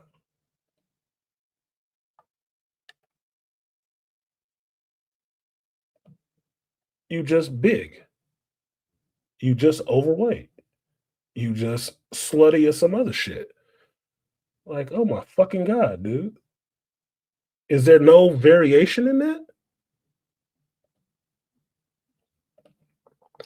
Now, Rihanna almost got me because she at least had some decent pictures where she was dancing, but all the ones from her shows and stuff like that are some shit you'd see in a strip club.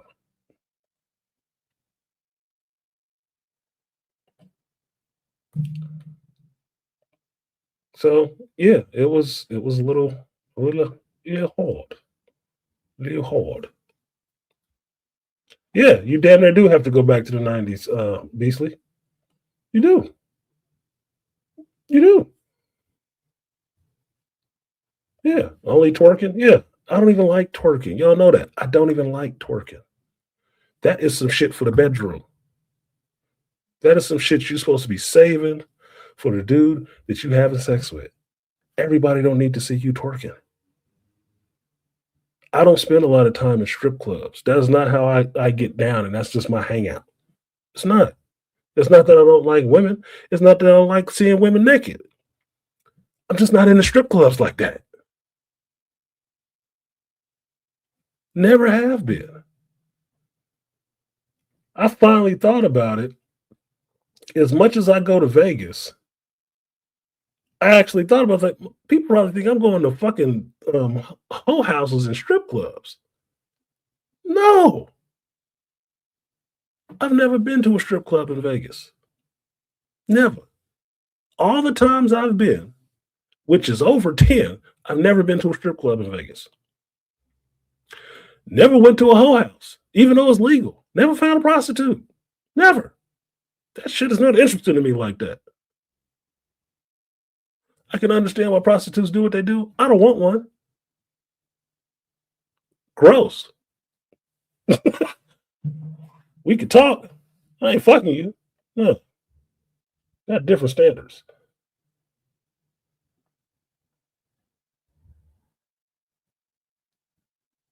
I do like this one though. It look like some Prince shit. There we go. Let's say that one. Excuse me.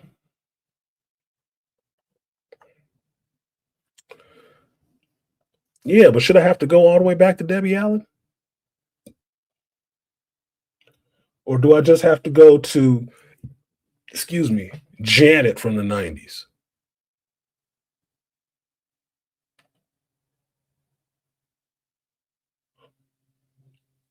And then this little goofy ass.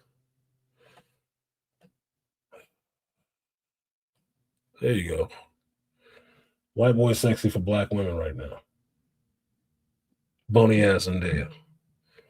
Like Malika said, you never trust a boy body. Chick with a boy body. And she can't help but try to get naked every chance she get. Why? Because she's trying to compensate. This is the mixed girl problem.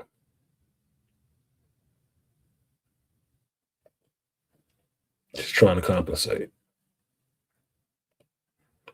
Make herself feel better.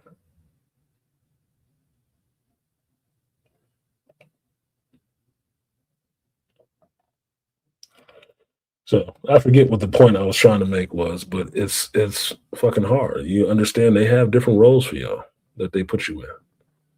And this is what is represented of you.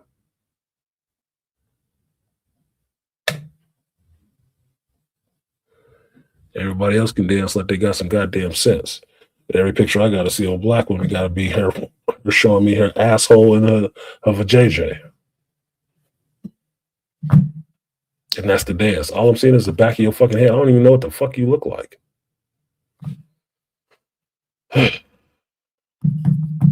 Well, they want to stick Octavia Spencer, Viola Davis, and everything that Nerds and Geek are related to. Yeah, because it's the mean black woman. Viola Davis's mystique.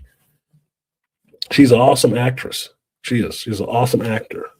But you understand when they say Viola Davis is in the role, you already know some of the shit that's going to be happening. One of which is she's going to be mean. She's going to look at you with them cold, big ass eyes and do some dirty shit to you. Yeah, she's perfect for Amanda Waller. But that badass, she's a badass trope is not it. You just expect her to be mean and evil. And that's why they put her in that role.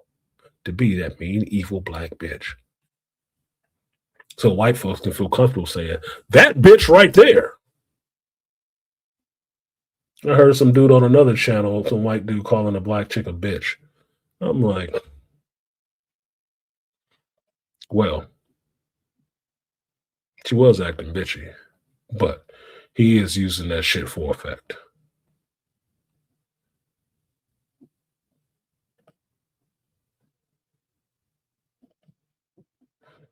And somebody would knock his block off if they were standing there with his ass saying that shit. But, get comfortable with disrespecting anybody.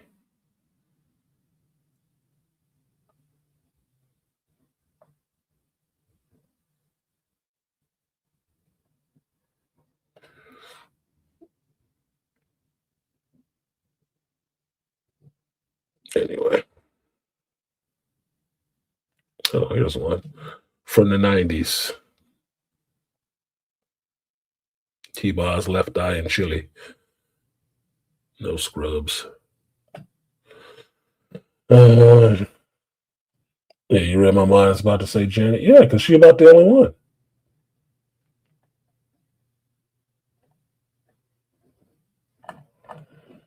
Let's see.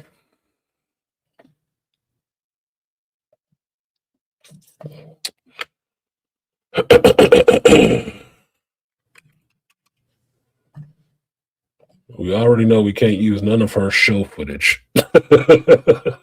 Can't use none of her show footage because that shit is damn near strip club. That is straight up sex club. Can't use none of that shit. Shit like this though. Pleasure Principal Janet. Was she actually out there doing some actual fucking dance moves and not just bumping and grinding? I learned how to dance by fucking. What to do or tease a dick.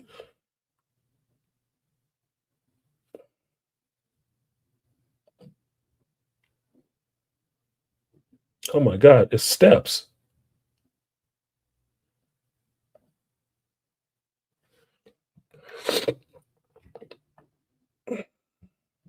I don't know. Janet Jackson is my second ex-wife.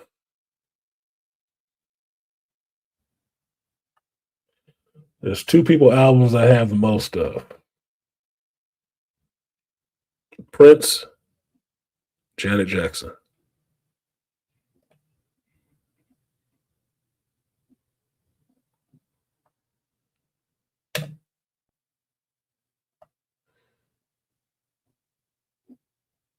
And she's been a standard for me for a while. No, Aaliyah? No. Hell no.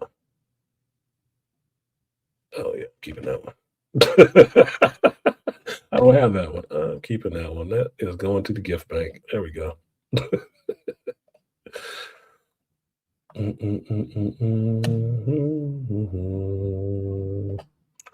Yeah, that might go up here today.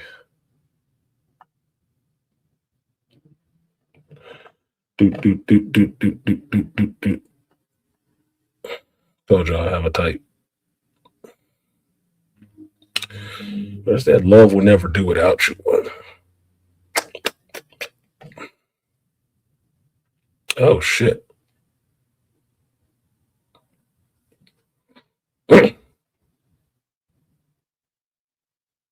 Scrumptious ass. And don't tell me she old. I don't give a fuck. She's not old to my imagination. She's been the same age forever. There you go. Love will never do without you.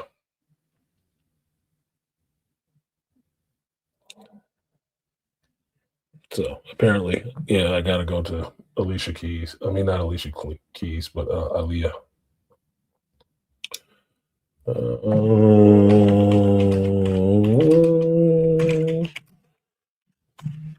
Y'all got me off on some other shit. There we go.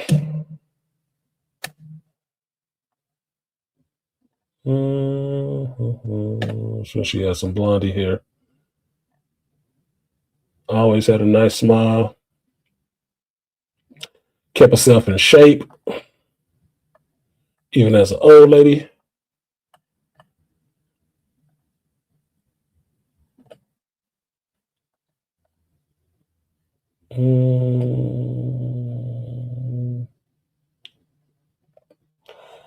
Yeah, they fucked that up. That's a good one. You see a little bit of her. Anyway, let's not go into the spank bank just yet.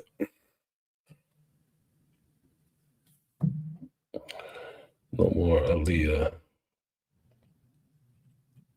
Pleasure Principal Janet's awesome combo of beauty, talent, and perfect Gen X girl next door image. Exactly, Malika. She was. Like I said, she set a standard for me long ago. I've been one. Y'all say she old. She's striking distance still for me. Janet could always get it. That's my next ex-wife. And why ex, Rosie? Because we probably wouldn't be together long. And I don't need long. Told you. I told My wife at the time I was married, if I ever met Janet Jackson, you're just gonna have to excuse me for a little bit because I know I made commitments, but this one I made earlier. I gotta shoot my shot. Gotta shoot my shot. I don't need a long time. I need some time.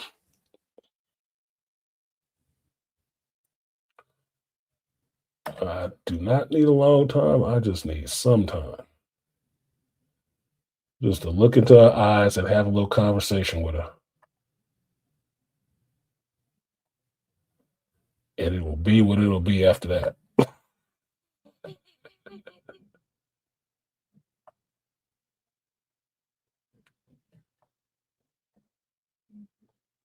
And I'm not a celebrity, not rich. I'm just a regular dude. So, not saying I can hold on to her, but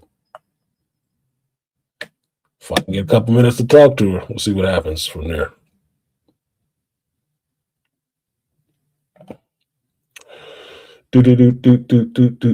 Should put this one on there. Yeah, that should be on there.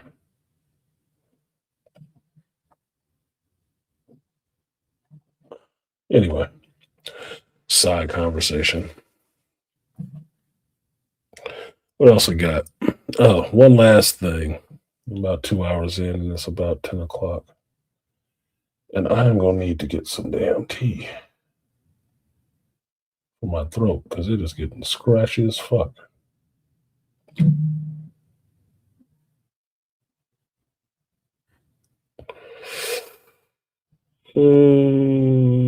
Like a nice piece of delicious fruit. Got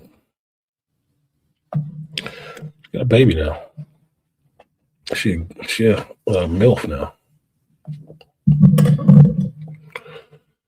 So, next one, last thing on the list.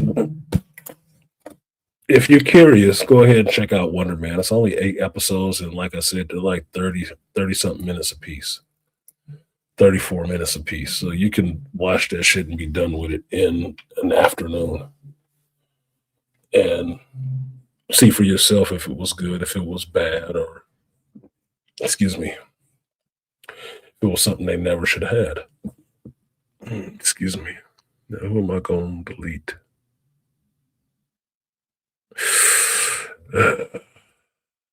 It's always hard to let go of stuff.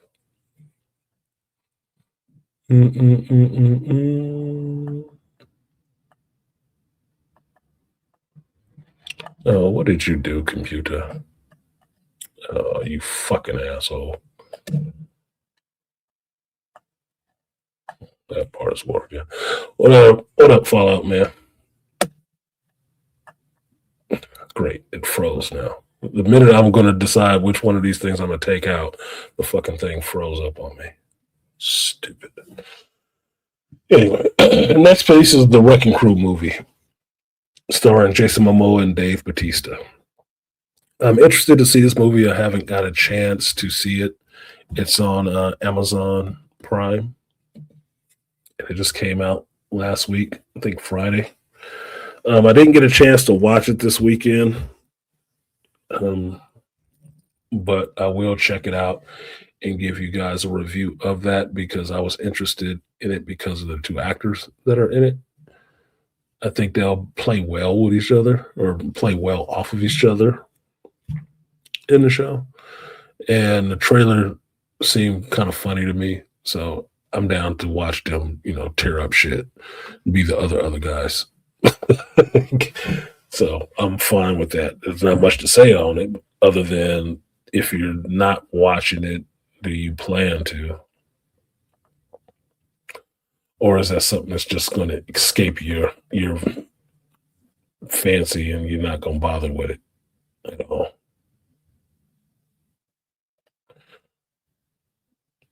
I get these goddamn pictures of Janet Jackson off the screen. It's distracting the fuck out of me.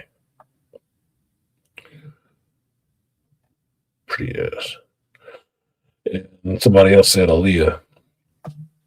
I can't be talking about my young boo thing. I was so disappointed when she passed away.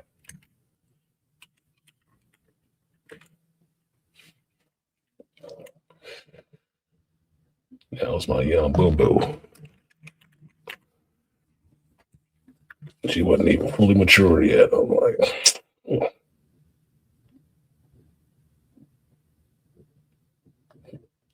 cute ass. Tragedy. Tragedy, tragedy, tragedy. Oh, that's a pretty good one. You put that on a couple things.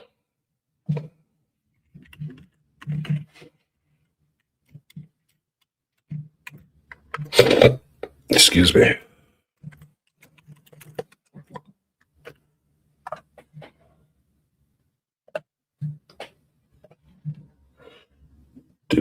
All right, so let me go ahead and do this real quick because I'm going to get out of here soon.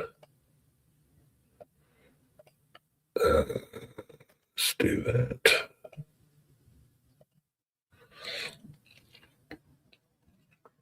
There you go. You got maybe 30 minutes.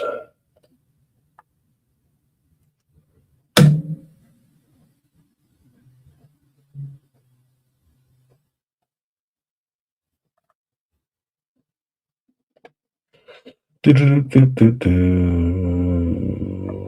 not going to rock the boat.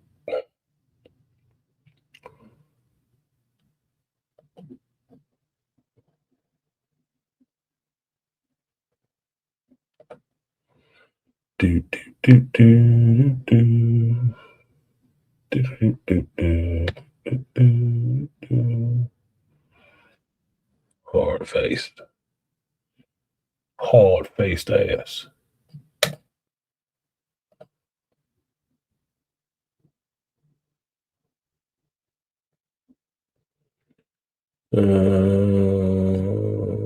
What's up, Beast?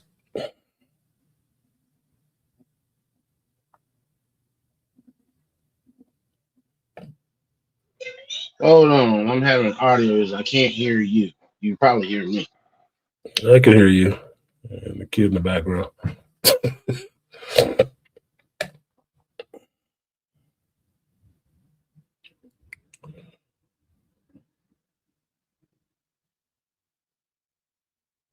I gotta look up some big Les pictures. All right, got it. What's good with you? Oh, nothing much on this lovely Saturday morning. I mean Sunday. Are you snowed in or what? Nah, it's just cold. It's Yeah. cold over. I mean, the kids, they lost that day of school, and I was ticked off. I'm like, bro, we're gonna have to make this up because y'all get paranoid every time the temperature drops. They're like, it's snow in Houston. I said, 30-something years old. I've only seen it snow here at least 3 times. Speaking of snow, oh, go ahead. Finish your point. So, and if it does snow, it's only going to be on the ground for like half the day before it starts melting. It won't be there very long.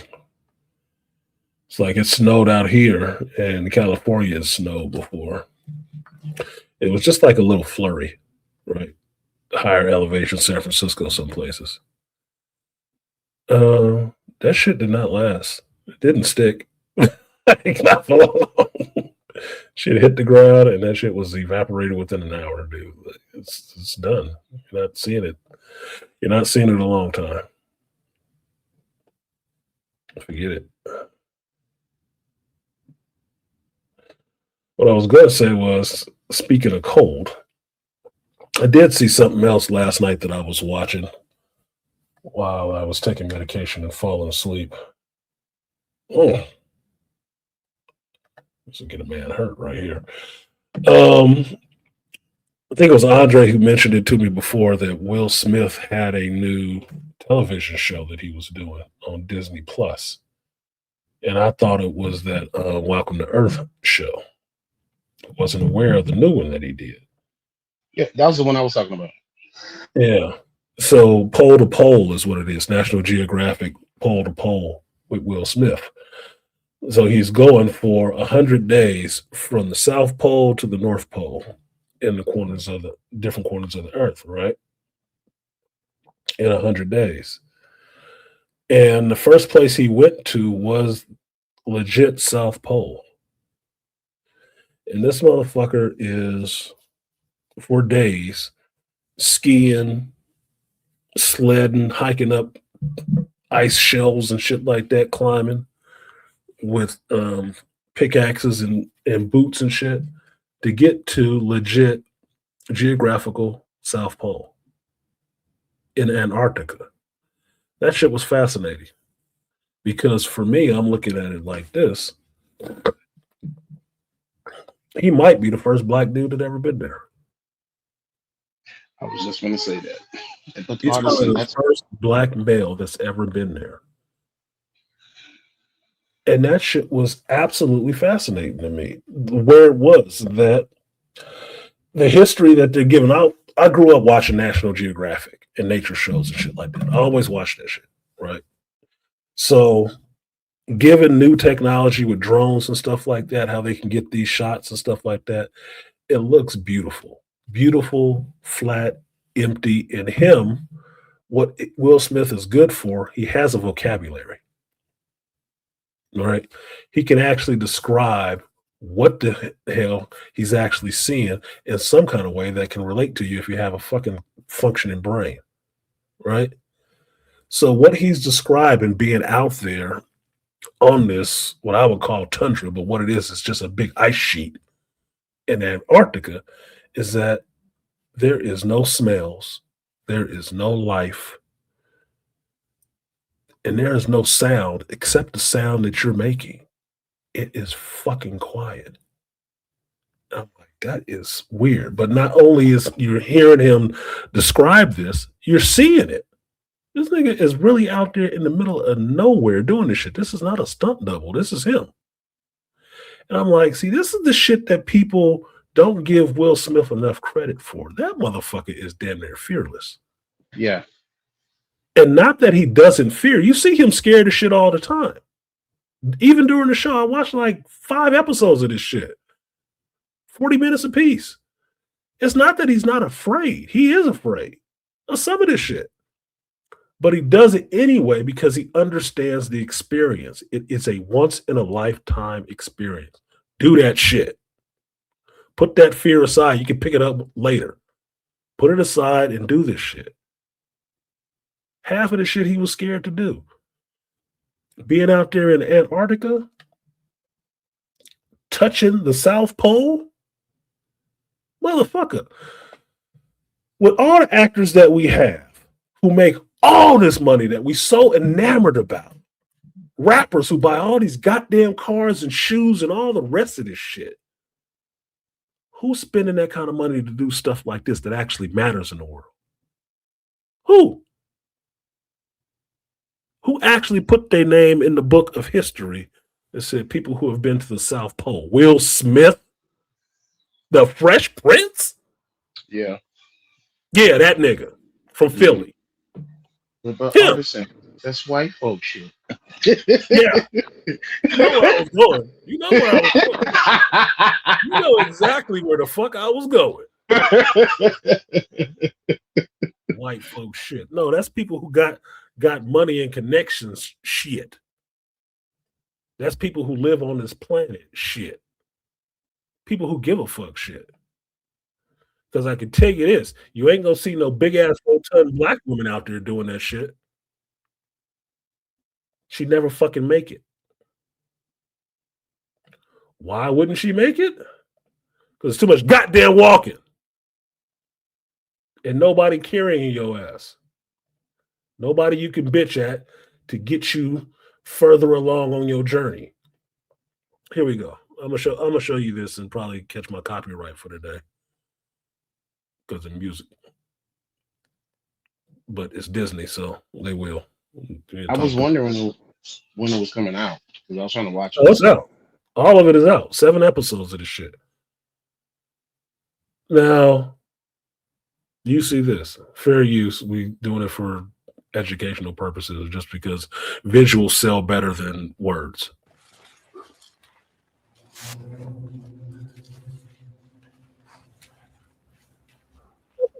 are Yeah, that's Will Smith. headed to the South Pole. It is minus 37 wind chill. It is freezing. See that shit? Oh my goodness. You see that shit? That is not a movie. That's filmed. It's filmed. It ain't AI. He ain't on a volume somewhere. This motherfucker is literally out in Antarctica with a dude that's been out there by himself doing this shit. Even more impressive. Even more impressive. Now, you see men doing shit like this, and people will tell you they're fucking crazy. They're not crazy. They're men. That's the point. Men seek the unknown to conquer it. They will explore the depths of themselves, being out somewhere alone.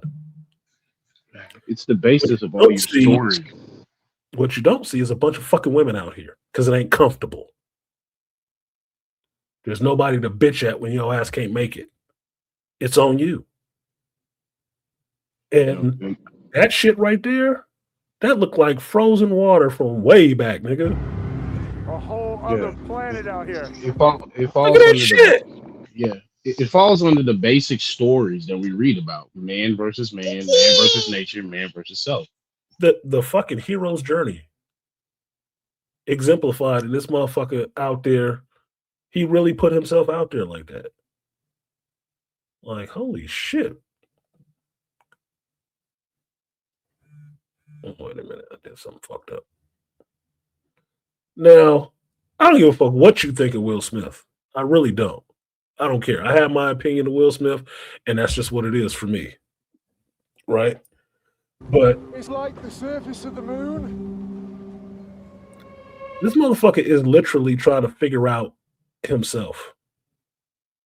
For real. In a real way. When you talk about self-actualizing and stuff like that, that's what this motherfucker is doing. He just goes to some extremes for it. But all of this stuff, be it extreme or not, shows you parts of yourself, things about yourself. I don't think the first thing in his head when he was way out here, ain't no black folks been there, so I can't go do that shit. This motherfucker linked up with National Geographic. They got his ass all over the goddamn world. The polar. Look at that shit. Can y'all see that? Look at this. Look at this shot.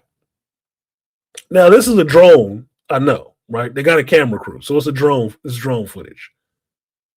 This is all ice. It ain't shit out there. Nothing. That's why I put it on the main screen so you can see it. Now watch when they push in on these plateau. It's like flat and endless, and there's no smells, no sounds. Only the noise that you're making. Okay, well, everything looks exactly the same. Feels like we're going around in circles. It looked like a goddamn Christopher Nolan movie. I'm gonna be honest. It's terrifying in itself. Yes. The only thing you can hear is yourself. That means you can probably even hear your own goddamn heartbeat. Your own heartbeat. Your own heartbeat. Your own breath. Your own heavy breathing. That's all you hear? Look, dude. A sensory deprivation chamber will get you in touch with parts of your damn brain that you don't want to hear. That self-doubt that creep in, your shadow side that want to talk to you and shit. You won't want to deal with that very long.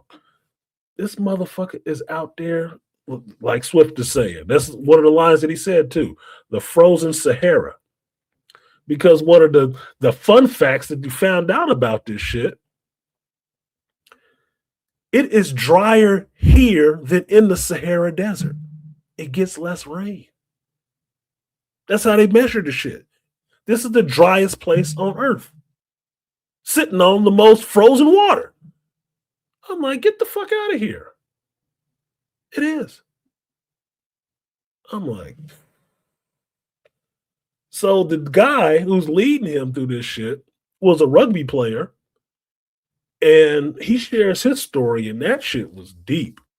You could see it in him. It was deeply felt, man. It was a deeply felt moment that this dude was going back into himself and remembering. And the thing I'm thinking of is I told you guys about this documentary I saw before called Touching the Void, where this guy was and his friend was out hiking in what was it, the Brazilian mountain range or some shit like that.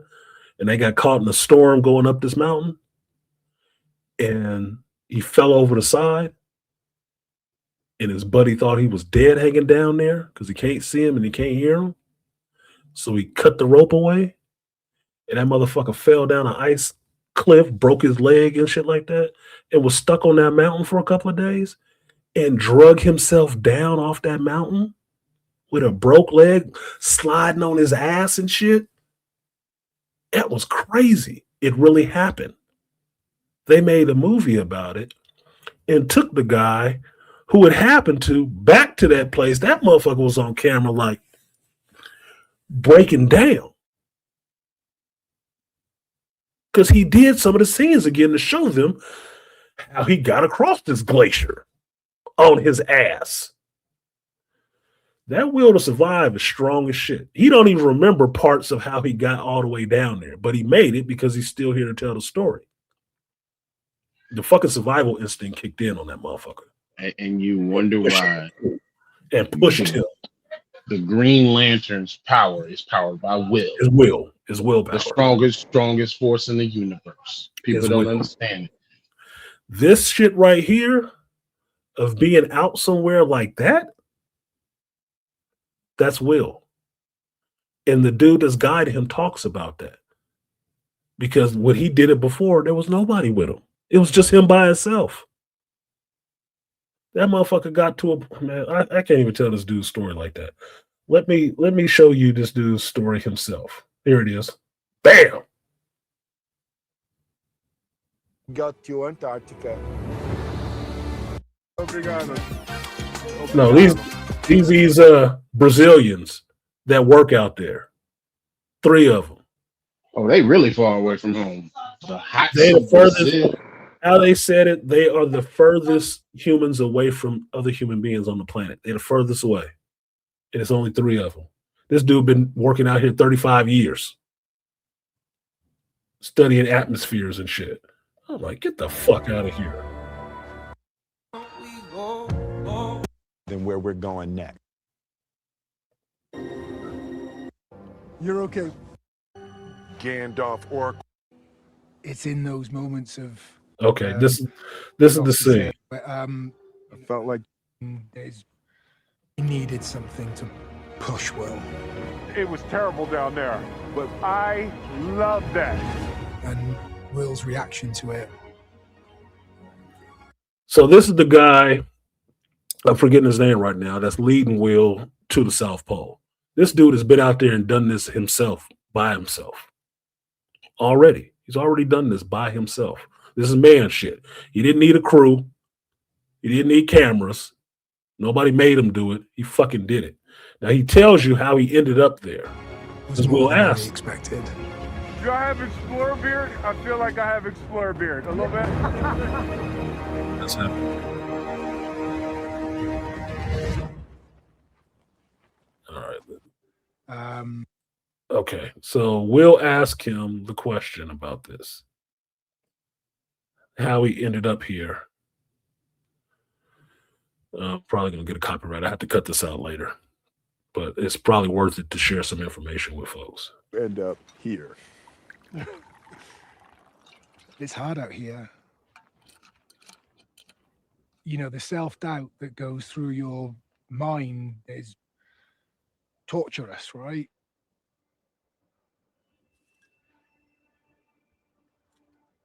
There's always a moment where you get asked a deeper question, and you just get asked the question, you know, what is your will to continue? As a couple of years. We maybe should have put something stronger in these. Play again. To be a professional athlete, I fucked up. Sorry, I hit the button. you get asked. Okay. I was trying to stop it and I hit the time thing. So here's the thing. This dude is about to tell his story. When you listen to people talk, you mean really listen to people talk, not listening to respond, but listening to hear what they have to say, what's going on inside of them. This is what you see. This dude went inside himself, and you can see he just dredged up something that he doesn't want to talk about. This is what psychologists do. They read all of this shit. Looking at you. They read all of this. So they know where to push, where to pull back, the layers and stuff like that, right? Will just asked him a question that touched on that shit, because you can do this with people without even thinking about it. You might be just saying some shit off the cuff, but it triggers something in them. And if you're paying attention, you see it turn in them. If you delve into it, you'll get deeper into that person and get a better understanding of them. If you don't, the moment will fly by, you'll think this motherfucker just had to move swift or whatever and go on about your damn day. This is where you get into who this person actually is. And Beasley, you said it. It's Will. He talks about Will. Well, how do you find that Will? A deeper question. And you just get asked the question, what is your will to continue? And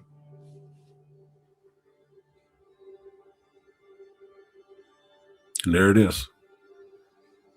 And Will feels it. Sorry, I felt like you were about to go someplace and you decided not to. That's what empathy looks like.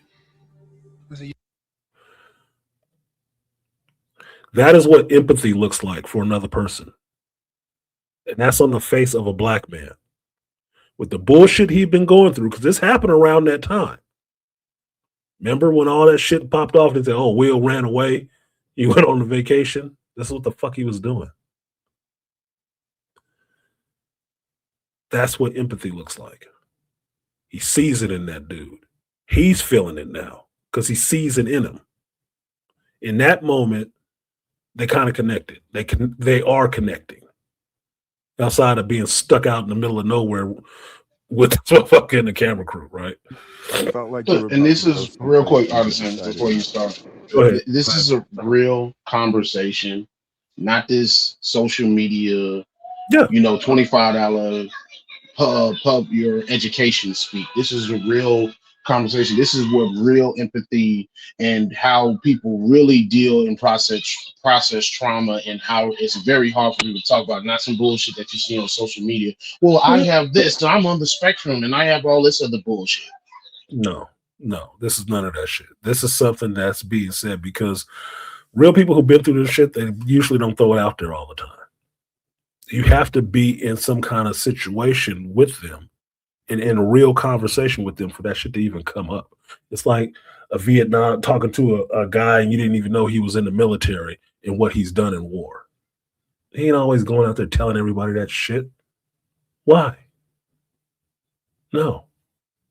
But you have a real conversation with your uncle, your grandfather, or some shit like that, and you sitting around one day just bullshitting, might be watching a movie.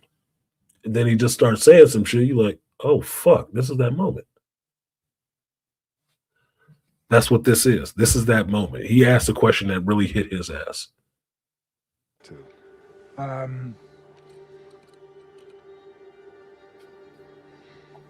As a younger man, I used to be a professional athlete. I played rugby for a living. Played for Wales, won trophies with Pontypridd and Leeds. Got an injury on my shoulder. Injury to put him out. Basically tore the cartilage out of my right shoulder, and doctor said that I would never play again. And it sent me into a period of depression, and I still find it difficult to talk about, but I thought the worst thoughts. Pause right there. He lost his identity. That shoulder injury took away his identity of who he thought he was. And he's telling you he went through a depression, which men go through. And he said he got to some dark places. What are those dark places? You been there? I've been there. I know exactly what the fuck he's talking about without having to say it. That motherfucker was contemplating taking his own life at one point. That's what the place was. He was thinking about taking his own fucking life, that it wasn't worth shit anymore because he couldn't be the rugby player anymore. Professional athlete, that's all he did, was what he wanted to do. Something happened, took his ass out of that shit. Now who are you? That's why I say all the rest of this shit don't mean anything. Does it? Because if you take all this shit away, what are you left with? Just you, nigga. And who are you? What do you stand for? What do you lay down for? What makes you want to get up in the morning and do anything? What are you doing when you wake up in the morning? Looking for somebody else to kiss your ass?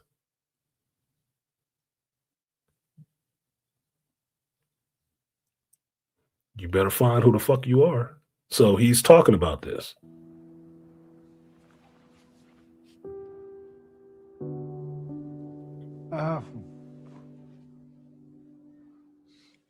We maybe should have put something stronger in these.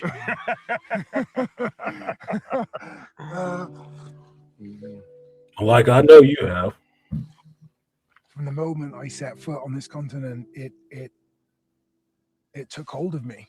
It was my way out of a dark hole. I deeply understand that. I've had different types of experience to lead me to that place where you're in the center of the storm. I've had a couple of really big storms this past, couple of years, and people feel like they will be destroyed by the storm. Now, we know what Will is talking about. We've all seen it.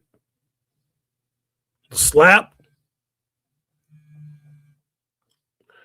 slap, and then his wife coming out doing all the shit she did. Right? What have I said the whole time about this shit? You need to cut her loose because I'm worried about Will. Fuck Jada. I care about what's going on with him. And I say this as someone who is a huge fucking fan of Will Smith. I like to rap. I rap all his songs. I'm a fucking fan of this dude. So I'm really concerned because I don't want to lose yet another hero of mine, because me losing JDF and being so close to that dude, and then to see Will, it's like, dude, I don't want to lose another fucking hero. Yeah. And that's what I was afraid of. Like, this motherfucker, he'll probably kill himself over this shit because he loved that bitch too much. I've been there. You can't love her that much. You cannot. You can't give her that much. She's not giving you that damn much. And it's not like it's a push and pull game, but it has to be equal. It has to be equal. You can't do it that much. You can't leave that little for yourself. You cannot. It's not healthy. So we know what he's talking about. And you can see it on his face. He's sincere. I said it before about my little dark night of the soul that I had after my divorce, and that I finally got to the point where it was like that Lieutenant Dan scene from Forrest Gump. He lashed himself to the mast, and he up there. He was hating life. The storm is bearing down on him, and he just yells out at the storm, and God, it's you or me. I ain't going nowhere. I'm right here. He went through the storm. Came out the other side, he was a different person. I went through my year of fire. I came out the other side a different person. I've told you guys that many a times. I am not the same person that walked into that shit. I am not. I'm a completely different person than the person that walked into that shit. There are some remnants, but what was put together after that is not that person.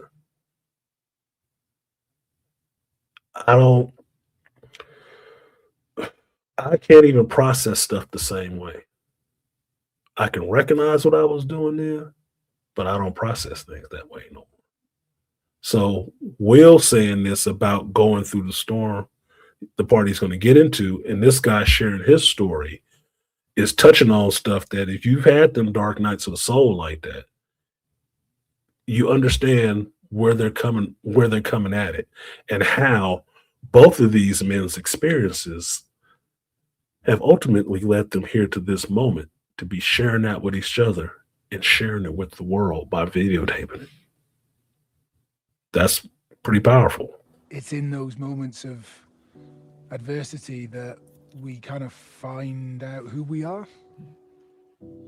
The key is keep moving. Is keep moving forward into it.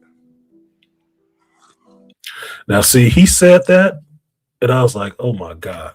Felt that shit, because when I went through my shit, I understood that the only thing that would get me through it is to keep moving. And the further away I got from this epicenter of this explosion of this shit happening, the more it was in the past.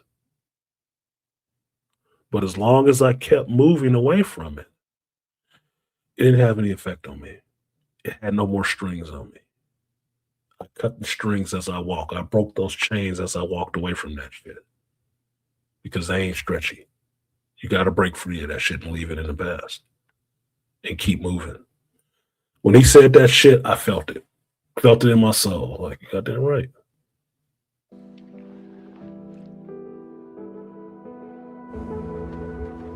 And that's two men having a conversation in the middle of Richard has walked a journey that most of us will never venture. He's earned his wisdom through adversity. And that's the part why I don't like people who copy. You haven't earned that wisdom.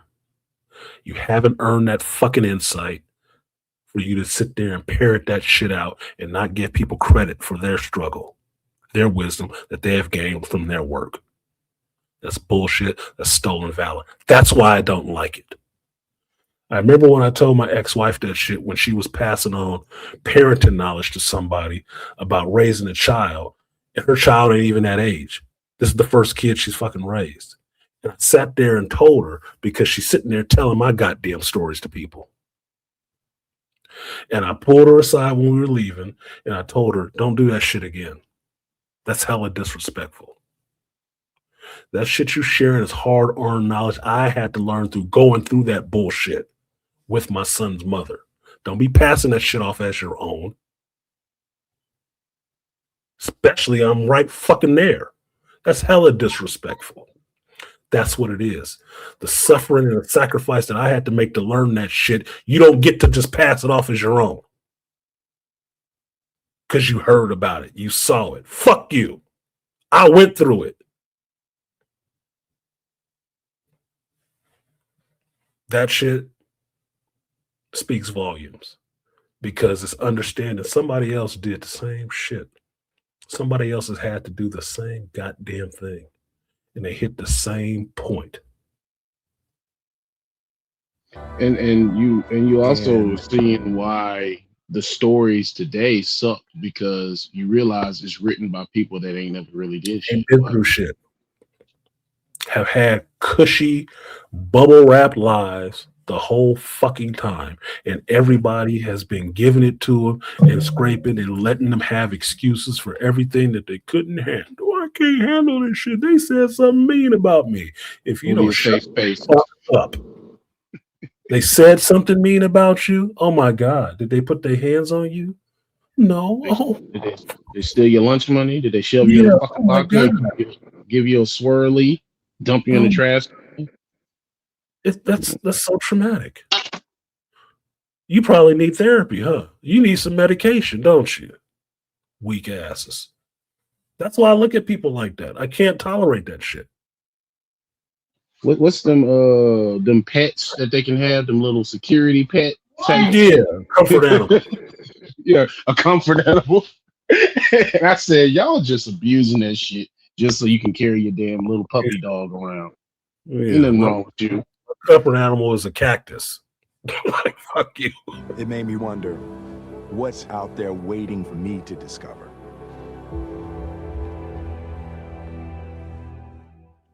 And for me, that's how you learn about yourself. You put yourself out there in situations that you have to challenge yourself.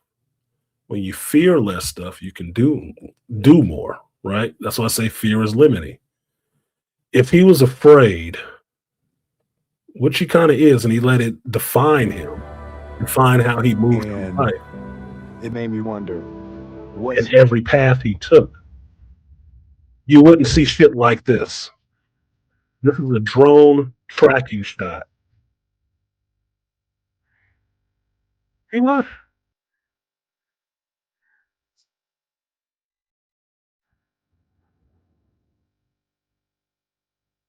Definitely got to take that down.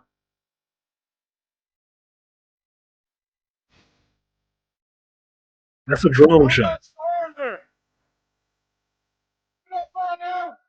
How you doing? I'm good. I'm good.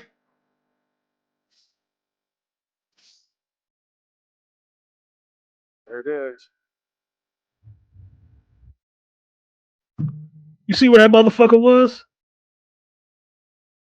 Now, no matter what you say about Will Smith, like him, think he weak sauce or whatever the fuck, how many hardcore masculine men you know about to be running out there doing that shit? I got one better, Artisan. How many of your favorite gangster rappers is out there doing it? They so gangster and they so tough. Exactly. I told y'all that shit before about that gangster shit. You know, you real gangster on the street with nobody looking for you and trying to shoot back at you legitimately, but none of you motherfuckers actually sign up to be in the military to actually go to war and do some of this shit. Why? Because they shoot back? They're looking for you just like you looking for them? There's no hide and seek? What? What's the problem?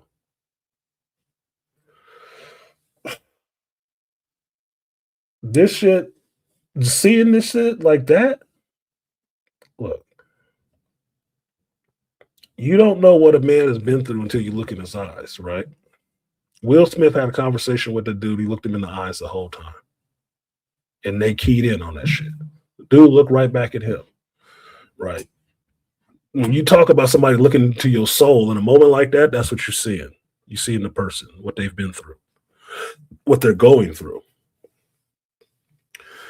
No matter what you say about Will Smith, he has done some shit you ain't never gonna do. You would never even dream of fucking doing. Why? Because he wasn't afraid to fucking do it. He might have been scared. He still went and did the shit, though. Now, you could say, well, Will Smith is a celebrity. He rich. The rest of the motherfuckers ain't rich. Them 3 dudes he gonna run into at this base camp ain't rich.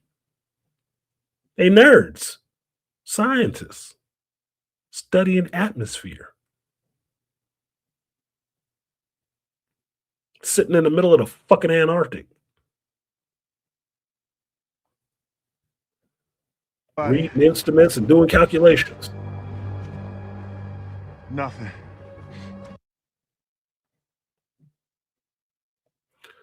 To me, this is what life is living about.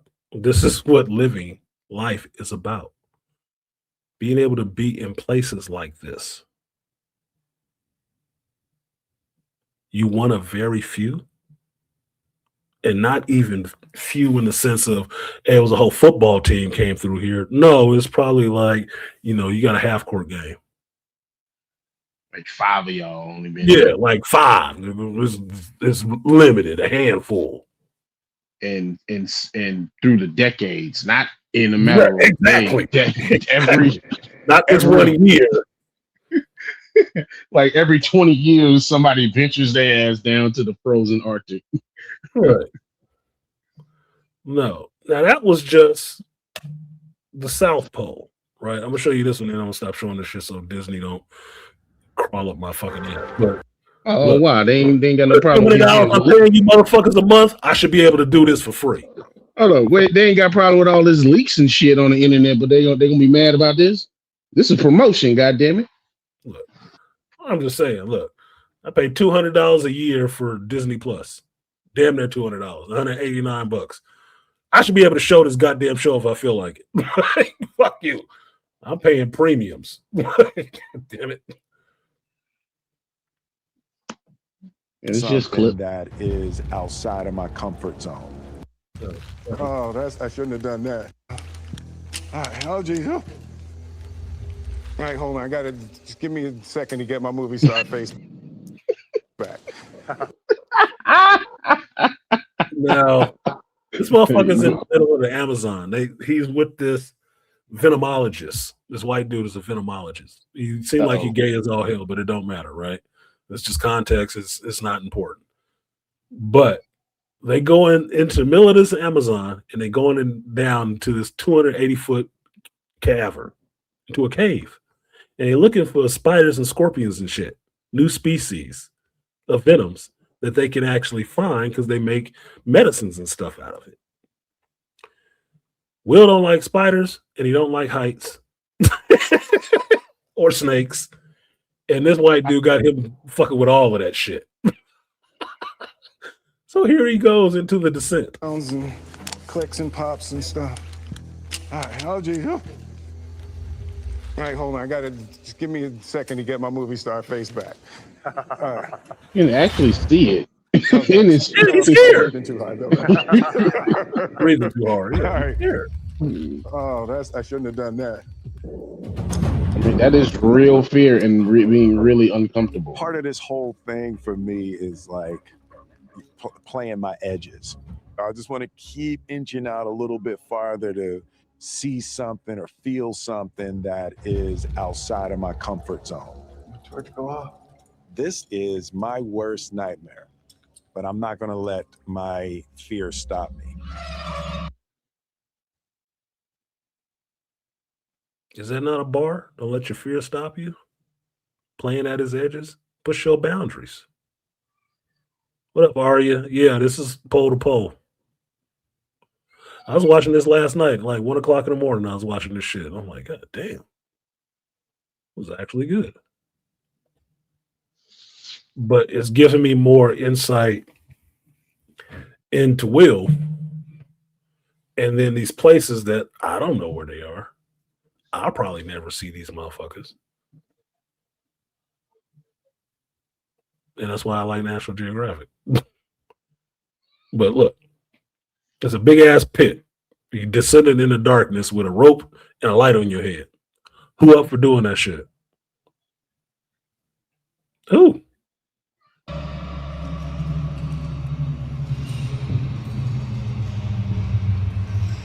Michelle Edges. Do we have to have they have to have the eerie music and shit?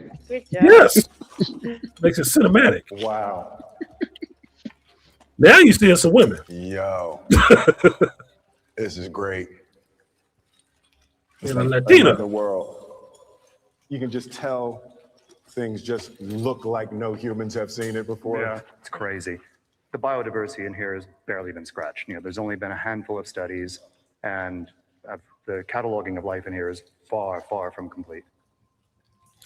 The creatures here are as isolated as if they were on an island in the middle of the ocean. So they have the potential to evolve into genetically distinct new species. Evolving in such a dark and hostile environment like this breeds intense competition, which also promotes innovation and ways to kill. Mm-hmm. So you get new types of venom with a power that is just mind-blowing. Okay. What if we just left? Because that's what his body is telling. Get the fuck out of here. Like, look, dude, you see how dark it is in that bitch? It's bad enough you in the middle of the Amazon somewhere. Then you crawl down a 280-foot hole to go into a cave with shit was creeping and crawling down there and got some really lethal venom that probably ain't never been experienced before. And as according to the scientists said, new species that has not been discovered. Species have not been discovered. That means they some of the first motherfuckers down there, him and his team. And I would actually add, this is why you cannot get mad at white people being your people be doing all the science shit. That's what we got it from white people. A couple of weeks ago. That's what I said a couple of weeks ago. Give them credit because they the ones that'll go out there and find some shit like this. You wouldn't. Yeah. You mad, but it's like, well, they read all the books. I said, because they the ones that's out there that's actually going in 250-foot caves looking for new species of spiders. Take your black ass out there and go do some research, and you might get some of the credit too. Motherfuckers won't go out in the woods at night. You can't find new shit. This is what they good at doing. They don't know some shit. They be out there trying to find out.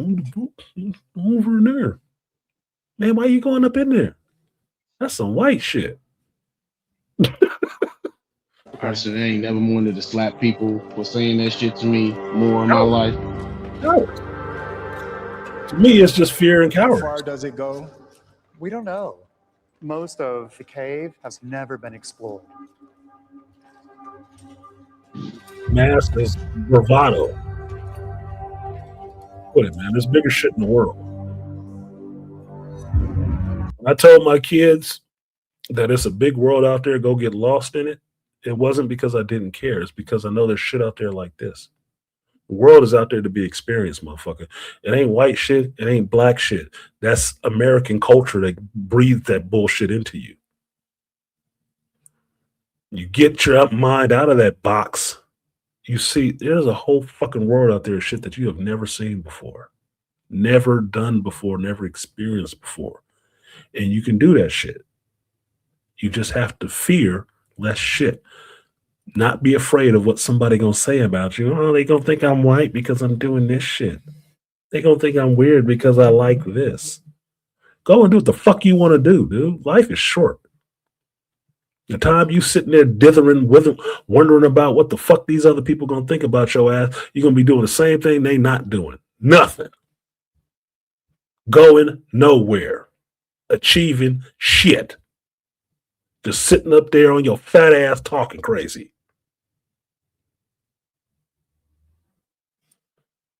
Life is lived out in the world.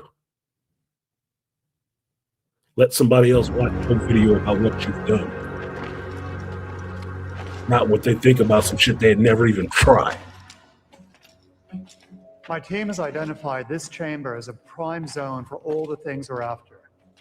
So there should be lots of scorpions and spiders here. So we're basically going to try to like clear this room. Yeah. Guys, now I will let you go and collect some specimens. Okay. You leave me with him? Yeah. No, I trust, but if you need me, you just scream, Carla! Carla! Yeah, call Carla. Come on, run in. Hey, there's what is that? There's A little cave cricket. A cave cricket. Ah, that jumped. Okay. Ooh, hey, nice big cockroach. Here's a big food for somebody. Wow. You want to hold it? Now look at that big ass cockroach. Hold it. Hold it. Yeah. Kill it. Is that a mimic?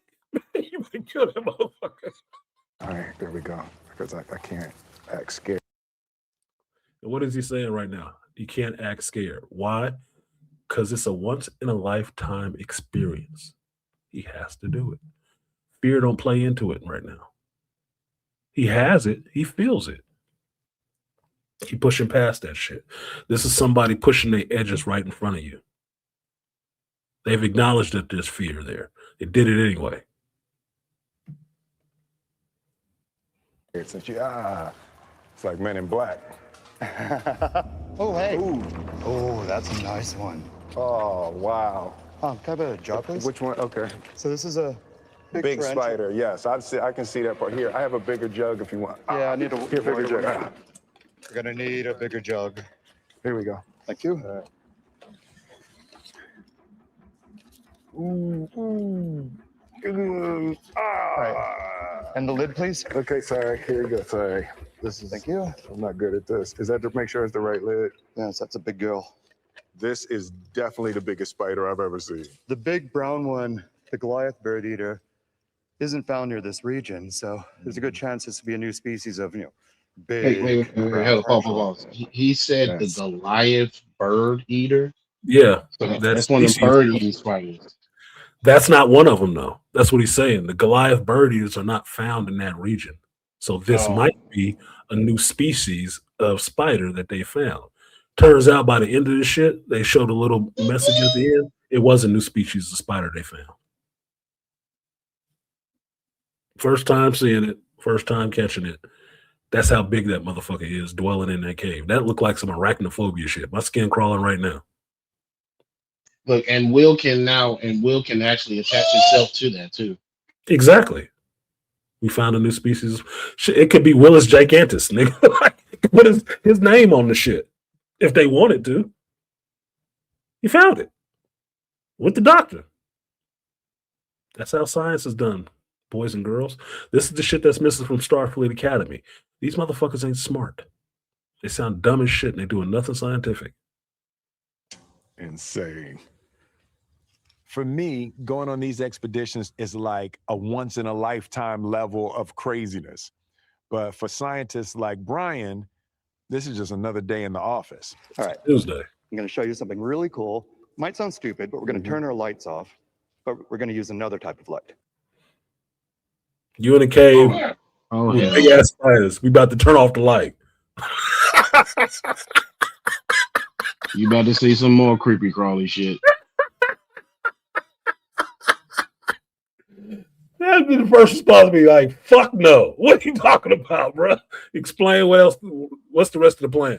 What's the rest of the plan? Because you already know when you turn on special kind of lights, you're going to see some special kind of shit. And it's probably something that's been watching your ass and following your ass the whole fucking time.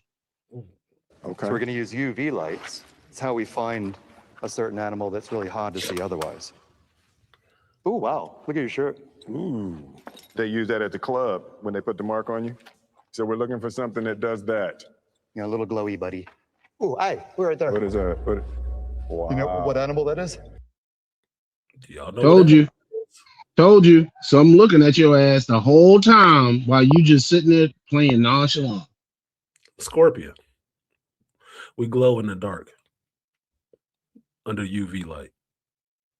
Scorpions. Looks like a scorpion. Yeah. And they glow. We don't know why. Have you ever been stung by a scorpion? Oh, yeah, they suck. It felt like my finger was in a flame for about 8 hours. Ooh. So are these things fast? We'll see. I guess we'll see in a second. Oh, hey. Awesome. Wow. Pretty easy to catch. It's a little one. So do you want to just do it on your own? Actually flip your own rocks and look for your own animals. Okay. Look at his face. Yes, I think, yes. Look at his face. He's like, the fuck? Sure. Yeah. You wanted to come down here, sir. Look, that's what he did. He manned up. Yes, sir. I would like to do that. Awesome. Still scared. It's pretty dark in here. Now, this part is funny because it is him. He's filming this shit himself. He's in this fucking cave, middle of the Amazon, 280 feet down in a fucking cave where you've already found big ass spiders, scorpions, big ass roaches, and now you off there with your light and your camera to go flip over some rocks and look for your own creatures. You just saw how far away he was standing when that dude was catching that spider and that scorpion. This is not his shit. He's already told you that. This is not his deal. White boy smiled at him and said, "You want to do it for yourself?" He was fumbling the lids. He's like, is that the right one? Is that the right one? Yeah. He just said yes. So this is what he got. Yeah. The team is hoping that I would find my own species. But I'm pretty sure that's not gonna happen. Because I'm not really gonna look. Yeah, it's nothing here.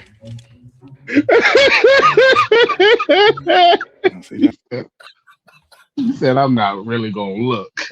I'm scared, dude, but he's still there. He's still there.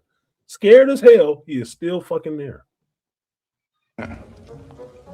Ooh, it's a family of them. Damn. It's like 10. like somewhere around 10 spiders, is where I leave. And they're not new species. Those are normal species they're regular spiders. You don't want to find out. He ain't even try. He was like, nah, it's 10. It's It more could than be 10. the big Willie spider right there. He wouldn't know. He ain't touching that motherfucker. They look normal. Look. He said, look, he don't even realize he probably could have found the spider that had the venom to cure cancer. He like, fuck that. I don't know. I'm not gonna find that. That's what they down there looking for. This venom could probably help cure cancer. Oh, okay. So we got to go down in this hole. Okay. That could have been it. You never know, motherfucker. There's nothing special. But at least he's down there. That's the credit we gotta give. He's there. He got to the point where he is actually still there, though, and he still went and did it. He didn't do it to the fullest extent like a scientist, but he's still there and he's still doing it. Fear me damn. With the expedition in that direction. Yo. I don't want no parts of that. To me, this looks like a regular species. No, it don't. So I'm gonna just leave that alone. Motherfucker, see that, right? Motherfucker jumped. We caught one of these already, so I think this is cool. I'm gonna just leave that alone. Ooh, that's a bat. That is a bat. Oh no, that's not one bat. That's 10 bats. They're flying. All right, all gone. Oh.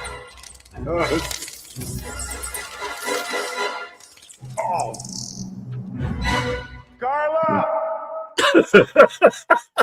Look, and then his nerves is like off the charts right now. Yeah, boy. Anxiety peaked at that point. Like, oh shit, it's flying around and jumping out of the light. Oh, let me get the fuck out of here. Everything in him is telling him to get the fuck out of there.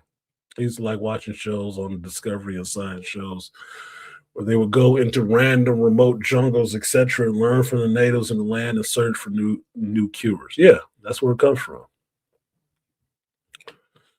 This doctor right now is actually going to go through some of these cures and some of the stuff that you found from shit like that.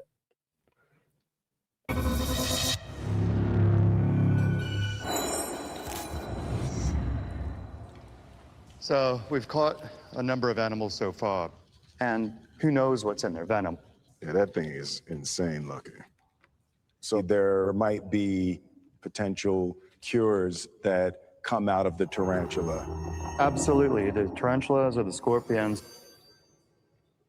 So of all these critters, how do you know which one's the most useful? Well, whichever is the most potently venomous.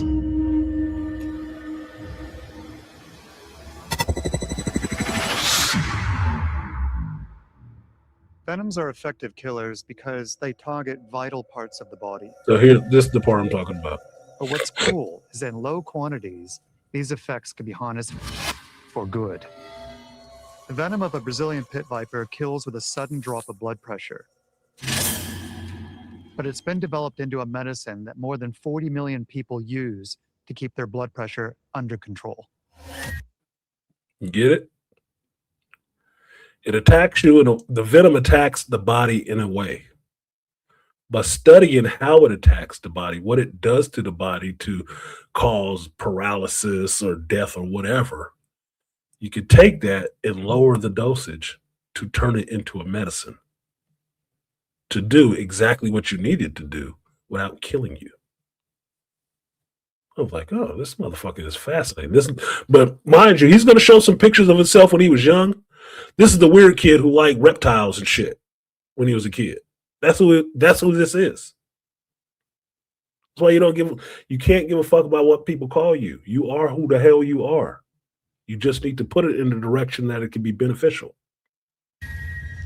Scorpion venoms paralyze the nervous system, but they've inspired a medicine that can help treat stroke victims. A component in spider venom can alleviate pain rather than cause it. Imagine the medical breakthroughs that could be made from new venomous species found in the Amazon.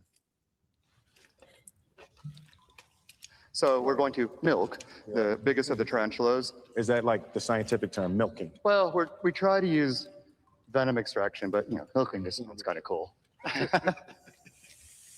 Yeah, look how big. Watch how big this does the goddamn spider tarantula stay is. knocked out? I try to do as minimal as possible, so it's usually out for about 5 minutes, 10 minutes at most. So you should hurry up then. Yeah. 3 of us just wrangled the animal. Oh, geez. So it takes 3 of them just to wrangle the animal so they can get to this damn venom part.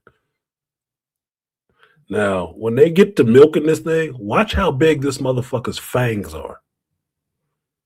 He's seeming frisky. Yeah, he looked like he's been milked before. And he didn't like it. We really don't want to get nailed by it because wow, do they suck. Okay, all right. Dave will wrangle the body. I'll apply the tens. You'll run the tens. This is called the TENS machine? Yeah, it's the same machine that an athlete would use on a muscle injury. But we're going to use it to gently stimulate the venom glands. Okay, got it. All right, so first Amalia is going to pop open one of the fangs. Whoa. Yeah, that's a big fang. Yeah.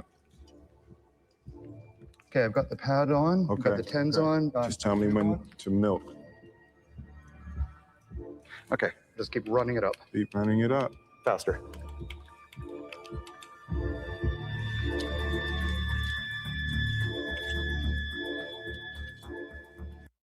Now they getting some good video on this shit. But you saw when he opened it up how big that goddamn fang was. Like, dude, that's like getting bit by a dog. How big that goddamn tarantula is? Oh my God. You getting fucked up. If the venom didn't kill you, trying to shake that big ass thing off of your arm would be just like, what the hell? That's horror movie shit, dude. That is nightmare fuel for real. And they sitting there putting some electrodes on his fang to get the venom out. And working, then doing private science project on spiders when I was younger was my influence on Spider-Man. You don't have long when those fucking things bite you. Unlike snakes and shit like that, when those things bite you, you immediately need to go. You have like 30 minutes.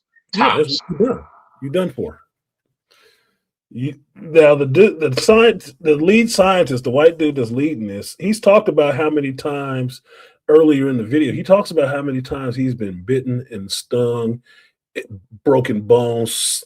This motherfucker he got the damn record like he's been in the WWE his whole life. Like this motherfucker has been fucked up. He ain't got bit by all kind of shit. Damn near died from. Like, so he ain't new to this at all. And he's still like, we got to do this quick because this will suck. He knows it sucks because he's been bitten by the motherfuckers before. Like, bro. Getting any venom?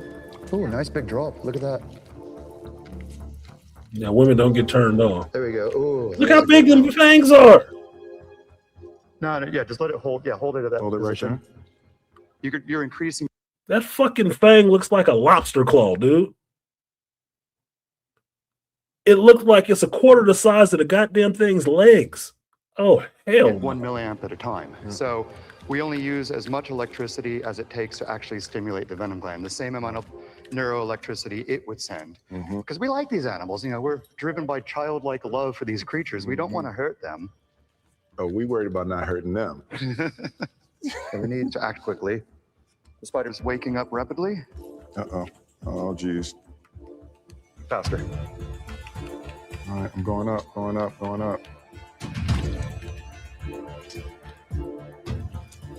look at the size of that drop. Yo, this is wild. That is an amazing amount of venom. All right. We're good. I can stop. Big ass fucking fang. Your first venom extraction. Whew. That's stressful. Look, them fangs remind me of them damn reapers from the damn just the Blade 2. The team collected dozens more. What'd you do today, Daddy? Oh, I milked a tarantula, sweetie.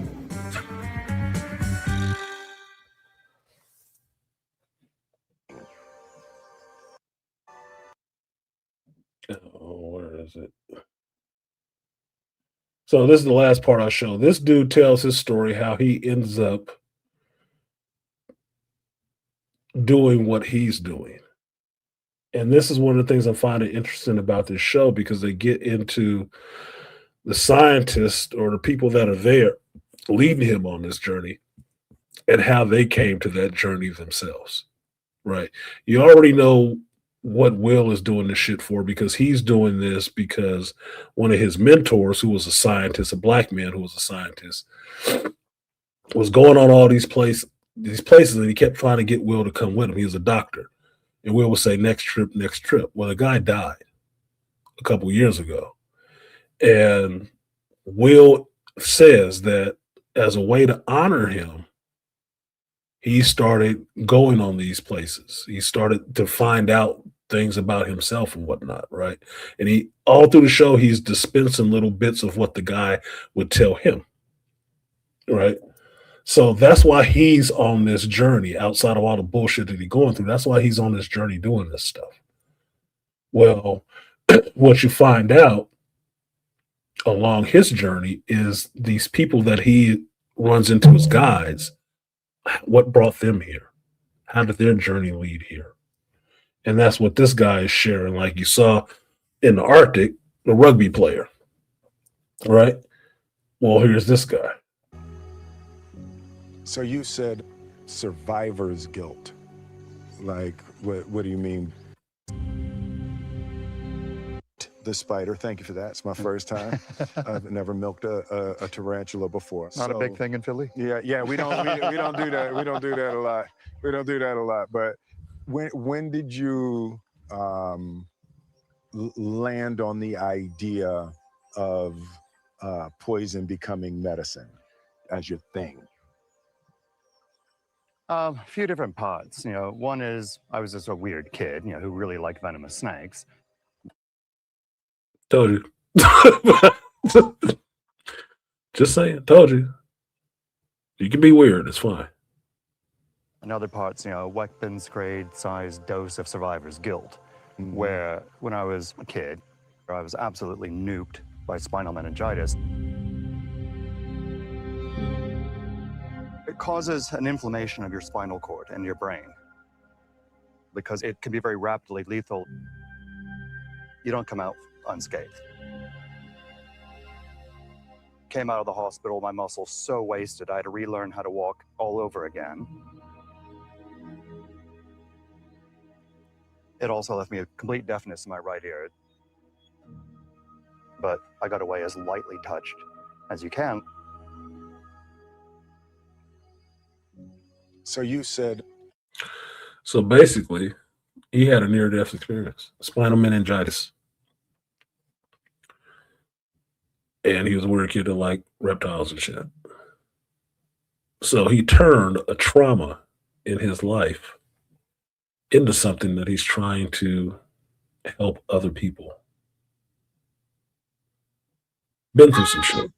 Sounds a lot like Spider-Man. Shit, at this point, he would be Spider-Man, motherfucker. Let's see the rest of that. Survivor's guilt. Oh, like, what do you mean? Well, it's a pretty common thing. Andre came through here and yelled copyright, and then as soon as he yelled copyright, everybody on the stream disappeared.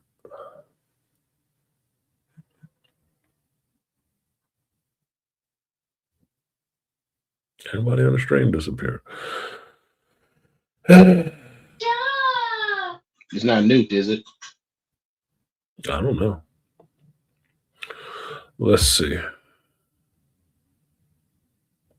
Let us see. I'll just check real quick, because Andre is always the harbinger of some shit happening on my channel.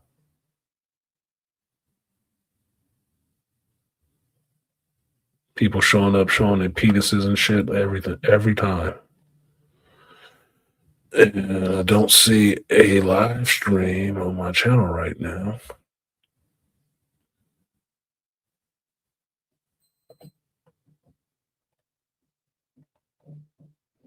Yeah, I think I did get copy hit. Yep, they must have took the stream down. Because I don't see my video showing up as being live. Yeah, it's not showing me being live at all. So we got copyright hit.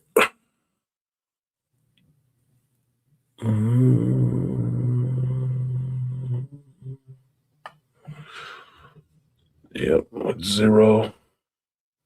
There's 0, and that is what it is.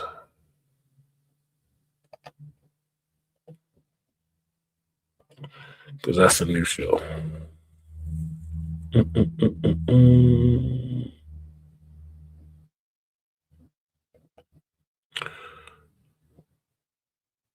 Yep. It got copyright hit. Got a warning. Hero's Journey 101, 104. Third-party content. Take action. So yeah, they hit it. But you can't do nothing about these leaks, huh? Yeah, exactly. Yeah, they can't do nothing about them leaks, but they got that copyright. Thanks. I wonder who told. Yeah, they want me to review the third-party policy. Well, yeah, it's off now. Take action. Yes, I will edit that part out, motherfucker. I said so.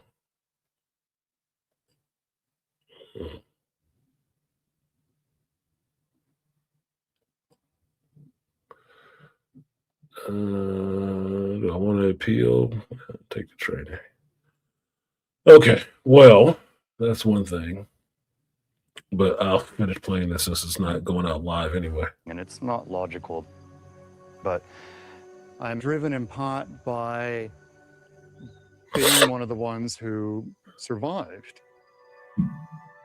But anything I can do to help alleviate that kind of suffering, is worth doing. I get it. Something that can hurt you, being able to heal you and help you. I like that. Thank you. I appreciate it. Brian has been bitten and stung and poisoned multiple times. If I get bit at work, we done for the day for sure. And we probably done for tomorrow. But in life, there's something to be said about not being scared of getting bit. Of the myriad of animals that we got, we have at least 10 new species just from this one expedition. That's beautiful. Oh, yeah. That's beautiful. Who knows what we might find in those new species? What medicines, what cures? And to think we're just one team. And this is a forest of almost 400 billion trees.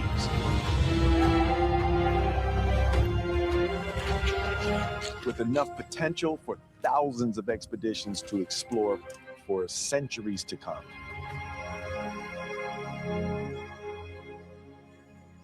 All right, team. All right, so I'll stop sharing that. I knew I was going to get one. I just didn't think they'd shut down the whole fucking stream. Anyway.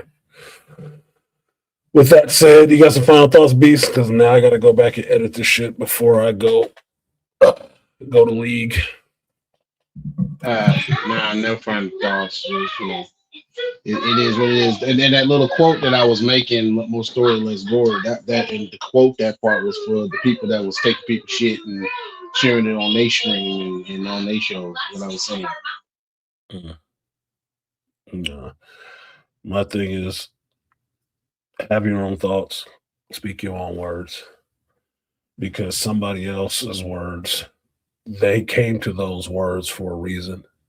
In a way, there's a journey behind what they say. You can't take that from them.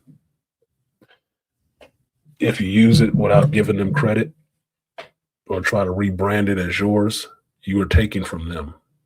You're taking from their struggle, their journey, their thought process. That is not yours. You didn't earn that. Earn your own words, your own insights, your own view, because that's the only thing unique about you. So appreciate you coming up, Beast. This is a good show. I will watch the rest of the episodes later. That was Disney Plus Pole to Pole with Will Smith from National Geographic. It's a good show. It's good to see a black man out there doing that and actually putting it on camera so other people can actually see it, that this is a black male out here doing this. Afraid, but still out there doing it. That's important. This fat black bitch of Wonder Man or Starfleet Academy is not important.